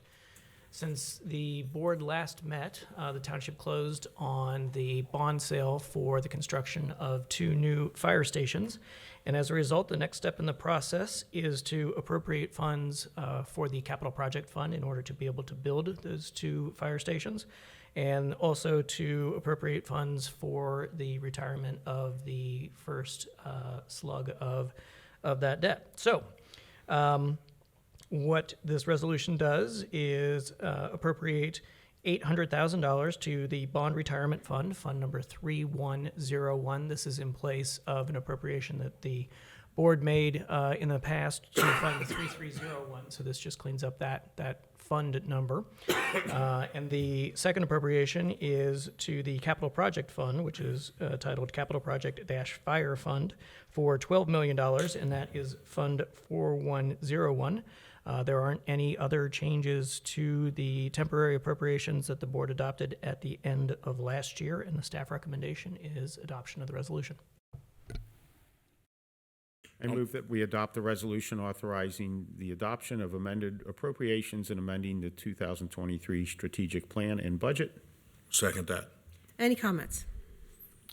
So one clarifying point, when we brought forth the resolution authorizing transfers at the organizational meeting, we did not have the fund in place yet still for the fire bonds, so, or at least for the payment. So we will have to have a cleanup resolution for that, but that will be coming at a future meeting, TBD. Okay. No comments from me. Any comments? No. Mr. Baker? Ms. Orich? Yes. Mr. Unger? Yes. Mr. Waller? Yes. Thank you, board. All right, so the next item on the agenda is a resolution adopting a gift policy. And while Ms. Mays comes back to the dais, I did want to show you all real quick because there was an issue with the agenda packet where, for whatever reason, the system didn't want to talk properly. There is a way to see this policy and to see the resolution, which we did contemplate at the December meeting, but I do want to, when it pulls up, show the public how they can navigate to that, assuming that I can get Signal you to turn off his computer, Matt. to that. Yeah, So, you might want to turn that off and turn it back on yeah, again. that might be what I have to do, or I might have to unplug it and put it back in. But Tiffany, if you wanted to introduce this while I figure that out, I guess. Okay. Yeah. And item E is a gift policy. Employee recognition is one of the most important factors in driving workplace engagement, productivity, and employee retention.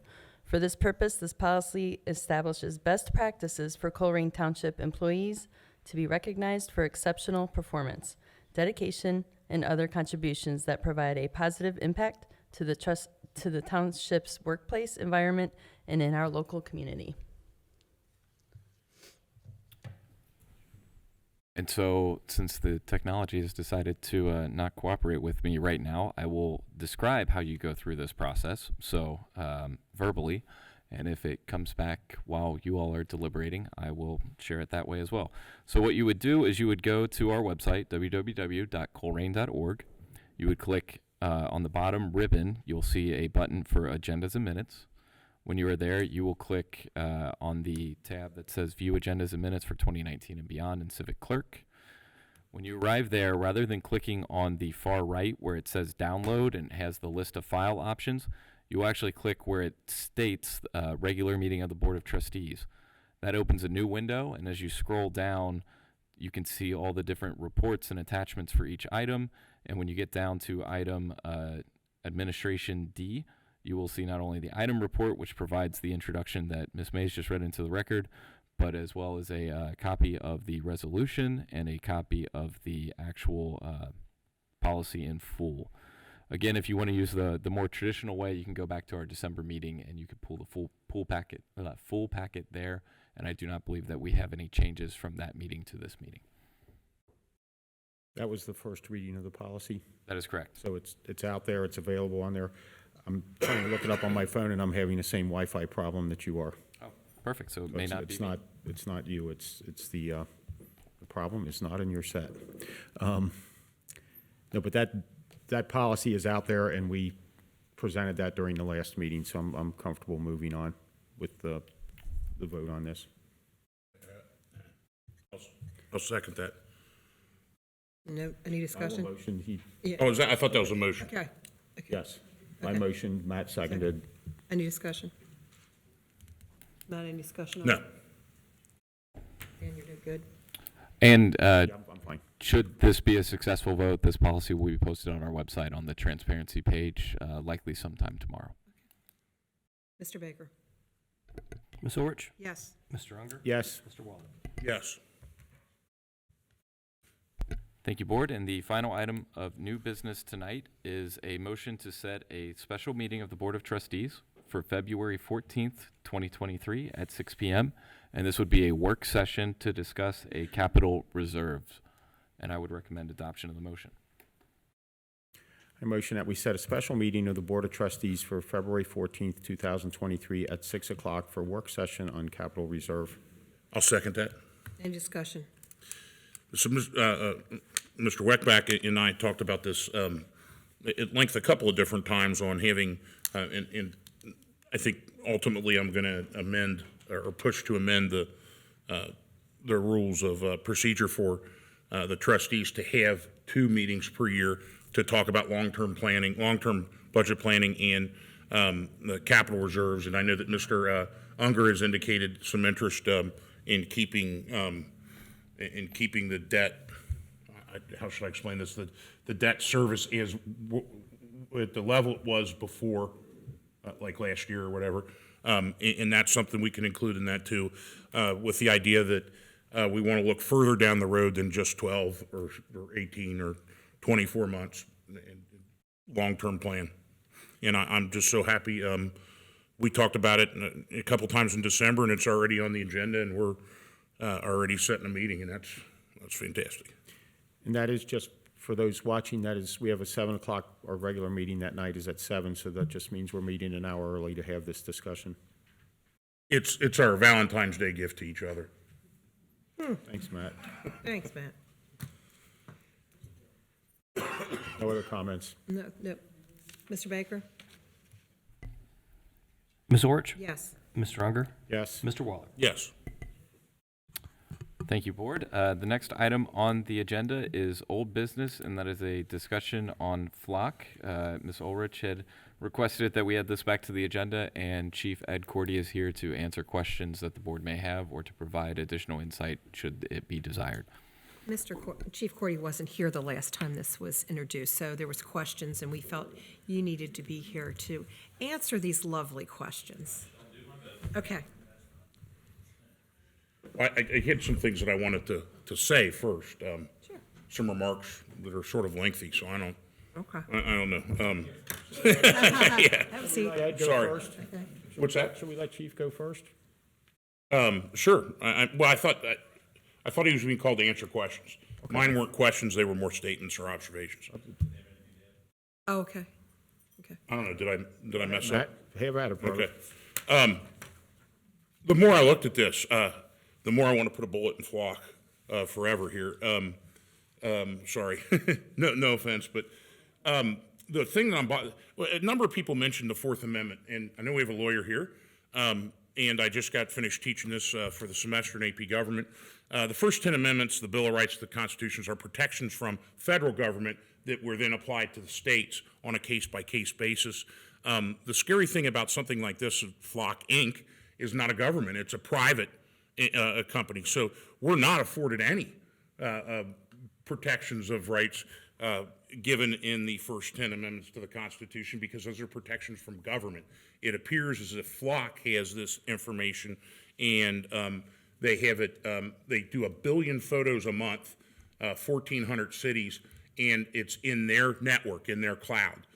They also sell hardware, so they're so in that cloud space, they have the hardware that they sell you, and the reason that it's the $25,000 each year is that they actually sell the cloud space. Now, one thing that I know that you mentioned last time, or it was in, is that they agree to get rid of the data every 30 days. Well, that's their agreement. There's no law that says they have to do that. There's nothing, it's them saying, it's their goodwill that every 30 days we're going to erase this data. And we have some examples. Verkada, in May of 2021, was a similar corporation that was hacked, and 150,000 of their cameras were hijacked by the hackers. Ring, we found out that Ring gave employee access, all the employees access to all the Ring cameras, which is something that I wouldn't be comfortable with either. But some other things that are problematic is that no legal obligation to get rid of that data. Statistics have shown that the technology involved with this actually misidentifies the state of the license plate 10% of the time, and that's troubling. The other thing is that you have this interesting kind of merger between private and public here, and so that, like, if I'm an HOA, I can buy these flock cameras and put them up in my neighborhood, but that data also gets mixed in the cloud with the data that comes from governments, and that becomes a giant kind of search pool, and that comes from the 1,400 cities, the billion photos per month, and it matches it against different databases, which we talked about, but the NCIC database is only updated 2 times a day. And one of the problems that they've encountered with Flock is that sometimes a car might be reported as stolen, recovered, and nobody reported as recovered. And I'm driving and I get pulled over, and that can become a dangerous situation for the police officer, I think, as well as for the person being pulled over. A couple big picture items. And again, because the first 10 amendments don't apply here because this is a private company, this isn't a government concern, is that one of the things Flock talks about is their unique searchable, quote, vehicle fingerprint. They have I love this, a proprietary machine learning algorithm that gathers vehicle make, type, color, license plate, state of the license plate, covered plates, missing plates, unique features like roof racks and bumper stickers that would allow you to searches for all vehicles that would include, for instance, a particular bumper sticker. So, what if John Smith is in office and he's running against Mike Edwards, and use 2 random names there, that could be power that could be used to kind of search through that, and that's troubling. Another thing that's troubling about this, and again, I have a lot to say with this because it's come up twice, and I wanted to kind of put it all into kind of perspective to make sure that people understood where I stood on this issue. They also have what's called a convoy analysis. The convoy analysis in the Flock involves doing proximity analysis to identify vehicles that are near each other at crucial times. So they can, if I'm following you on a regular basis, it can pick that up. Probably the most troubling is the Raven technology, where it attempts to identify the sounds of gunshots, screeching tires, breaking glass, sawing metal, and it's got a speaker in it. Right, but the speaker can also pick up other things too, according to the data that's out there. Flock says that it has the right to use this data that they have on the cloud to improve the consumer experience. I think we all know that now probably the most valuable commodity in the world right now is data. And somebody that has that much data, 1 billion photos a month, there have been corporations that have been well-meaning corporations, and there are those that have not been well-meaning corporations. I don't trust any of them with that kind of data. The last couple things I'll make, and again, I know that I asked Chief to come out with some creative solutions, so I'm not completely trying to throw you under the bus here. It's just that this scares me because the Fourth Amendment doesn't apply.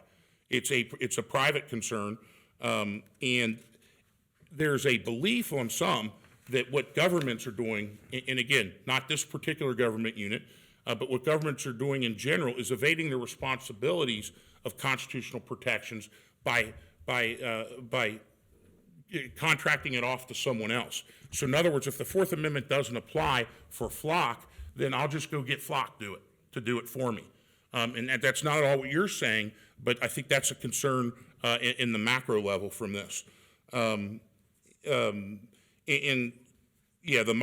talked about the microphones, there's been one argument made that the microphones, since they're lower, they sit lower than the typical microphone, that it's going to be more likely Flock could actually pick up conversations.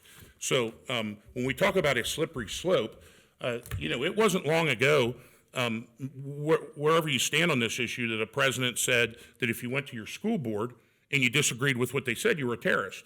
Or if you went to sit outside an abortion clinic because you were against abortion and you protested, you were a terrorist. Those tables can turn, and if you support abortion, now you're a terrorist, and if you support your school board, you're a terrorist. And I just don't like that information being held in.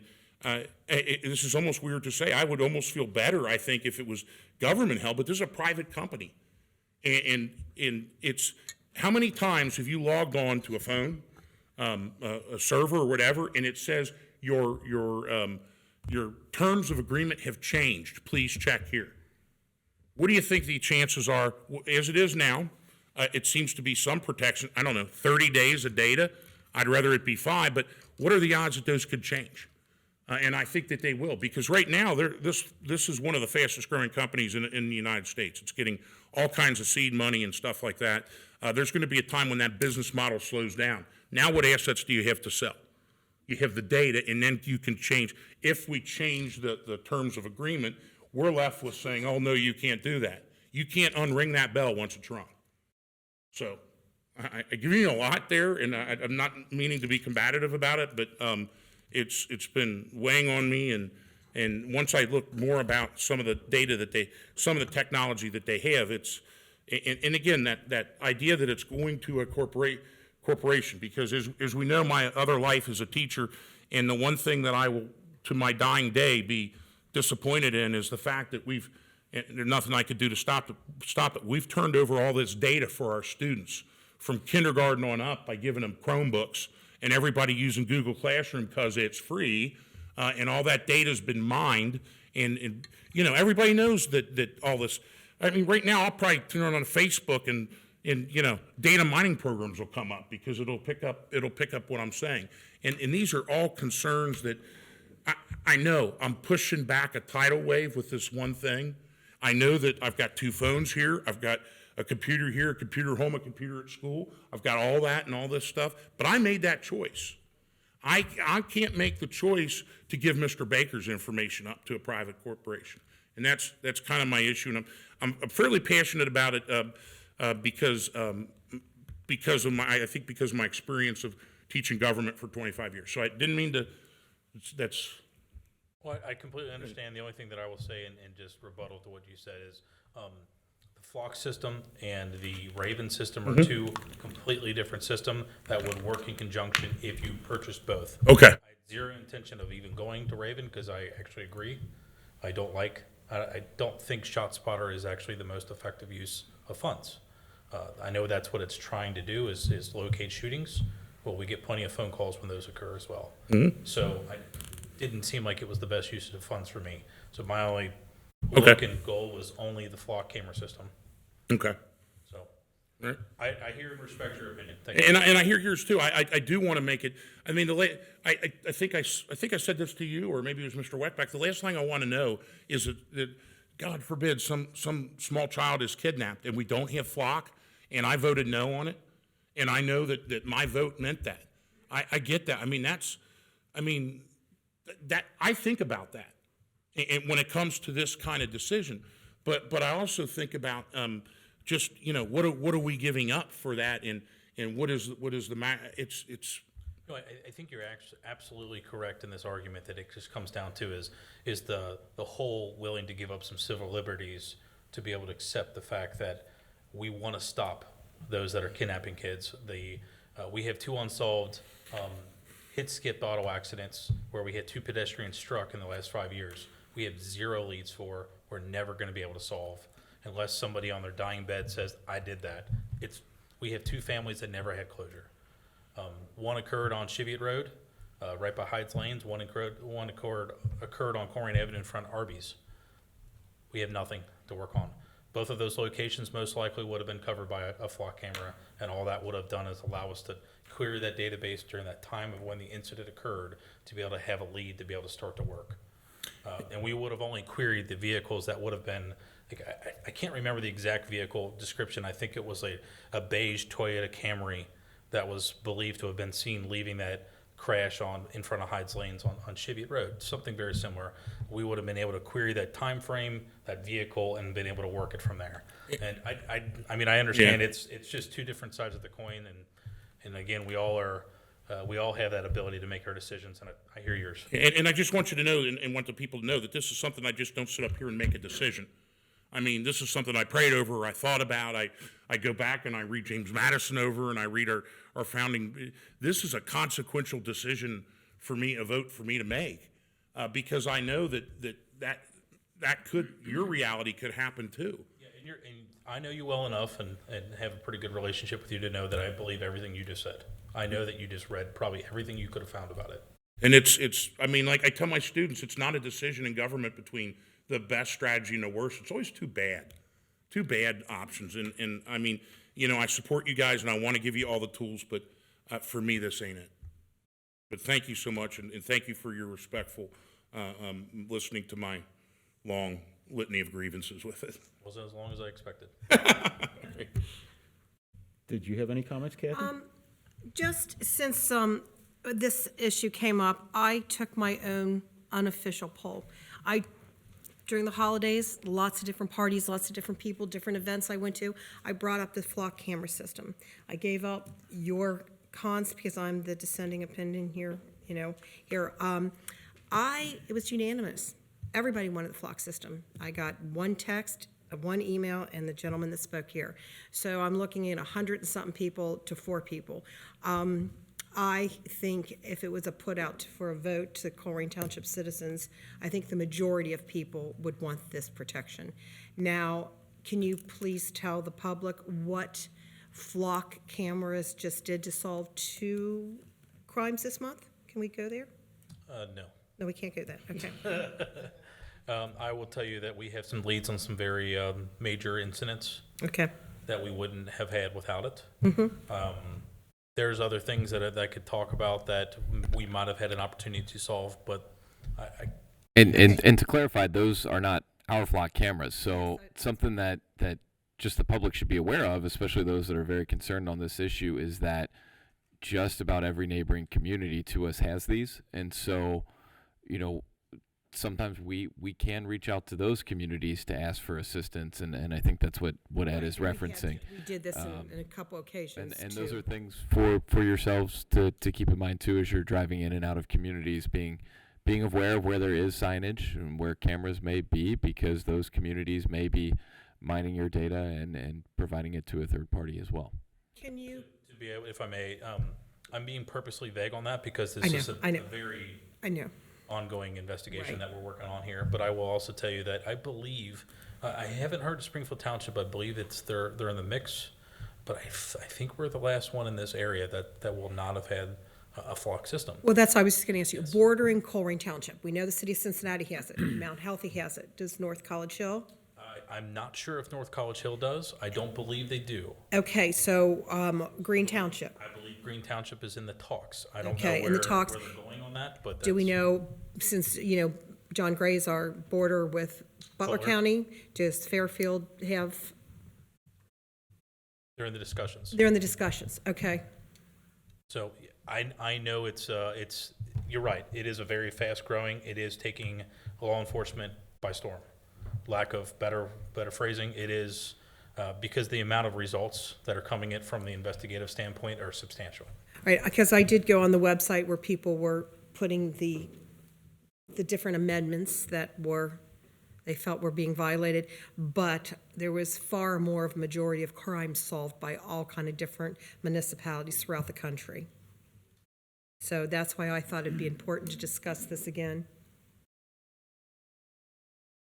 Comments? Thank you. With regards to Matt's comment about the misidentified license plates from different states, since the December 13th meeting, I did receive a phone call from a resident that swears he was not in Oklahoma, and he got a letter at his house asking him to pay for a toll down on the Oklahoma toll expressway, and I'm not going to pay that. I wasn't there. That particular camera, which might not be a flock one. It would not be a flock one. Right, but it picked up his license. It picked up a similar license plate from Ohio from Oklahoma, so those things do make mistakes. Matt's comments are very much in line with mine from the last meeting, so I don't think I need to redouble everything Matt said. And whatever the other surrounding communities want to do, that's fine. We are a bunch of liberty-loving Americans here, and I don't want to be a part of a surveillance state either. Flock is a private company, and someday they will sell all that data. They're in business to make money, and you can make money by selling that data. But after thinking about all this, and this is purely business, it's not anything personal, but I have to ask you this question because I asked the same question last year when we were talking about solar panels. And the question I asked was, I'm wondering why this is coming back to the board when we were pretty clearly 2-1 against it last time. Does this get us some kind of accreditation by being a flock community? Because when I asked that about the solar panels, and the previous administrator was here, and we were on our third time of discussing them, I was told, no, we're just doing it to get solar panels. And then I found out very late in the year that now we're SolSmart accredited with the solar panels. And I thought, well, wow, that wasn't explained to me back in February or March. So I will take your answer for what it is, but we're not doing this to get any kind of accreditation because I'm trying to figure out why it's coming back. Well, if I can clarify on Let's talk about the flock first. Okay, Are we so doing I'll this to get some clarify type of flock accreditation, or, hey, we're a better community? I'm not aware of a flock accreditation. Or just It's any nothing- type of thing, hey, we're a surveillance community? Nothing to do with CALEA. It has nothing Okay, to do with that's what I'm getting at, is this Correct. get us points for that? And to Okay. clarify, the SolSmart designation is solely looking at our zoning and our zoning rules that are in place. It had nothing to do with the solar panels. Okay, but I saw that late in the year, and I thought, Yeah, gee, yeah. that would have been great if that Yeah, would have been so- explained during our debate on that, this, so. this group came through and they evaluated our zoning rules as it relates to the ability for residential individuals to install solar and what hurdles are in place, what hurdles are not, and they viewed our zoning as a model practice, and that's what led to Okay, the well, thank you here in Yes. January of 13 explaining that, because when I asked that a year ago, Yes. I was told it had nothing to do with anything. But thank you, that's the question I wanted to ask, is this part of our accreditation process? No, it's nothing to do with CALEA, nothing to do, This I is have just no a tool idea that if you it's want to a have. sticker from Flock. I don't think so. It's just a tool that you think would benefit the police department. Absolutely, that's Okay. all this is, and I did hear you. You made a comment about 2 against 1. I did hear you. This isn't. I'm not trying to. Oh, like you said in December, these are good, healthy discussions, and it's right in front of the 1.7 million people that watch these meetings. So. Yes, and to clarify, as I've said from the start, anytime any of the three of you ask for something to be placed on the agenda, I will gladly place that on the Fine, agenda. I'm a liberty-loving American, and I don't care, like I said this in December, I go up and down Cheviot Road every Sunday morning to go to church. You'd be taking my picture around 9:40 in the morning. What are you gonna do with that information? Why is it any of the government's business where I'm heading on Sunday morning? So, but thank you for keeping it respectful to everybody, and I don't, if this comes back again, you'll probably hear the same arguments out of all three of us, so. Sorry, Ed. Thank you. I tried. Thank you, Board. Thank you, Ed. So the next items on our agenda are consent items, and I will read those into the record here. So we've got through letter J tonight. So the first item is a contract with Cellbrite. It's a police subscription service for a 1-year term at a cost of $4,880. Second item is a contract with the Hamilton County Board of Elections. That is for them to rent our space on Election Day, and that is a cost of $0. Next item is a service agreement with Zix. This is for Vizio Online Plan number 2. That's at a cost of $555, and that is for 1 year. We then have a donation from the Cincinnati Moose Lodge to our fire department in the amount of $2,065.87. We then have a donation to our fire department from a Mr., and I apologize if I say this incorrectly, Dinesh Kumar P. Prajapati, and that's $500. We then have a donation acceptance in our police department from Cincinnati Moose Lodge in the amount of $2,065.87.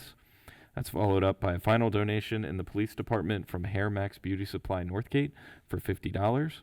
We then have a new hire. This is a recruit in the Department of Fire and EMS, and we have several individuals there. These are all at $14.50 per hour, and those individuals are Kylie Herndon and Jacob Jones.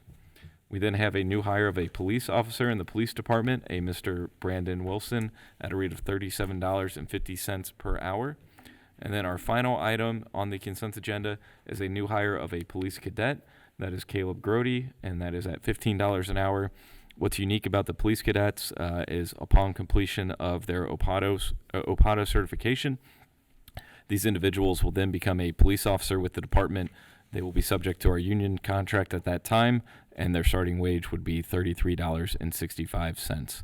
And I would recommend adoption of the consent agenda. I'll motion for the adoption of consent items A through J, as just read into the record by Mr. Weckbeck. I will second it. Any discussions? Yes, I'm looking at the contract with the Board of Elections, and did you mention that's for 2023 and 2024 years? I did not mention that, but Just so folks know, and I can see where they want to have some continuity in the election place, so so that'll be for the next 2 years. And I'd just like to thank the Moose Lodge, Mr. Prajapati, the Moose Lodge twice, Hair Max, and I'm just proud that I pronounced Prajapati. I know. I was glad you said. I was going to say thank you for all those who Yeah. donated. I can't get Eric Reifenberger, but Oh, I can do Prajapati that I can get. Yeah, yeah. wow. Ironically, all right? Oh, and Matt, while you say that, at our last meeting, you might remember we had an item that we weren't sure. I guess Eric's check was made out directly to the Shriners, was it? Yeah, I thought it was, yeah. So, I mean, I think you confirmed that. yes, this check did not hit our books, so there was no need for a donation Right, and- acceptance or subsequent donation to Shriners. Right, and that just clears up that little bit of discussion from the end of the last meeting, so. Okay, no further No discussion. other comment. Mr. Baker? Ms. Orich? Yes. Mr. Unger? Yes. Mr. Waller? Yes. Thank you, Ward. Okay, fiscal officer report. Thank you, Board. Just a couple of items. First, the December financials have balanced. They have not been posted yet. They should be shortly with the holidays that kind of set the department back a little bit. So be on the lookout for the December financials to be posted soon. Secondly, we just completed yet another audit with the Ohio Firefighters Pension Fund, and came through there with very good scores. So kudos again to the Finance Department for that. And then lastly, and briefly, this isn't your typical month, I realize, for purchase orders. However, I felt a little compelled to, since there was an item on the last meeting regarding putting all purchase orders on the consent agenda. If you would look at tonight's agenda, we had 10 consent items already. We had a total of 115 purchase orders to sign. So these are the purchase orders that are $2,500 or less, and then the others are up there. So that would have added 115 items to the consent agenda. I'm not sure how long that would take Mr. Weckbach to read that, but we would be here for a while. We'd have to order some takeout. And I'm certainly glad that the board agreed to go with the anything over 2,500, because that was the that would fallback position. Added an incredible amount of workload and time for the meeting, and I just wanted to bring that up. Thanks, And that's all I have. That was a good negotiating tool at the last meeting, wasn't it? Is there a need for executive session? Okay, so. I motion that we adjourn the meeting second at that. 9:28 in the evening. Okay. Meeting adjourned. We got to vote. Oh, sorry, here. I was going to put 9:28. Sorry, God, I'm ready to adjourn these meetings faster. You have to vote. I know. Ms. Orich? Yes. Mr. Unger? I forgot Yes. to say Ms. vote. Wall. Yes.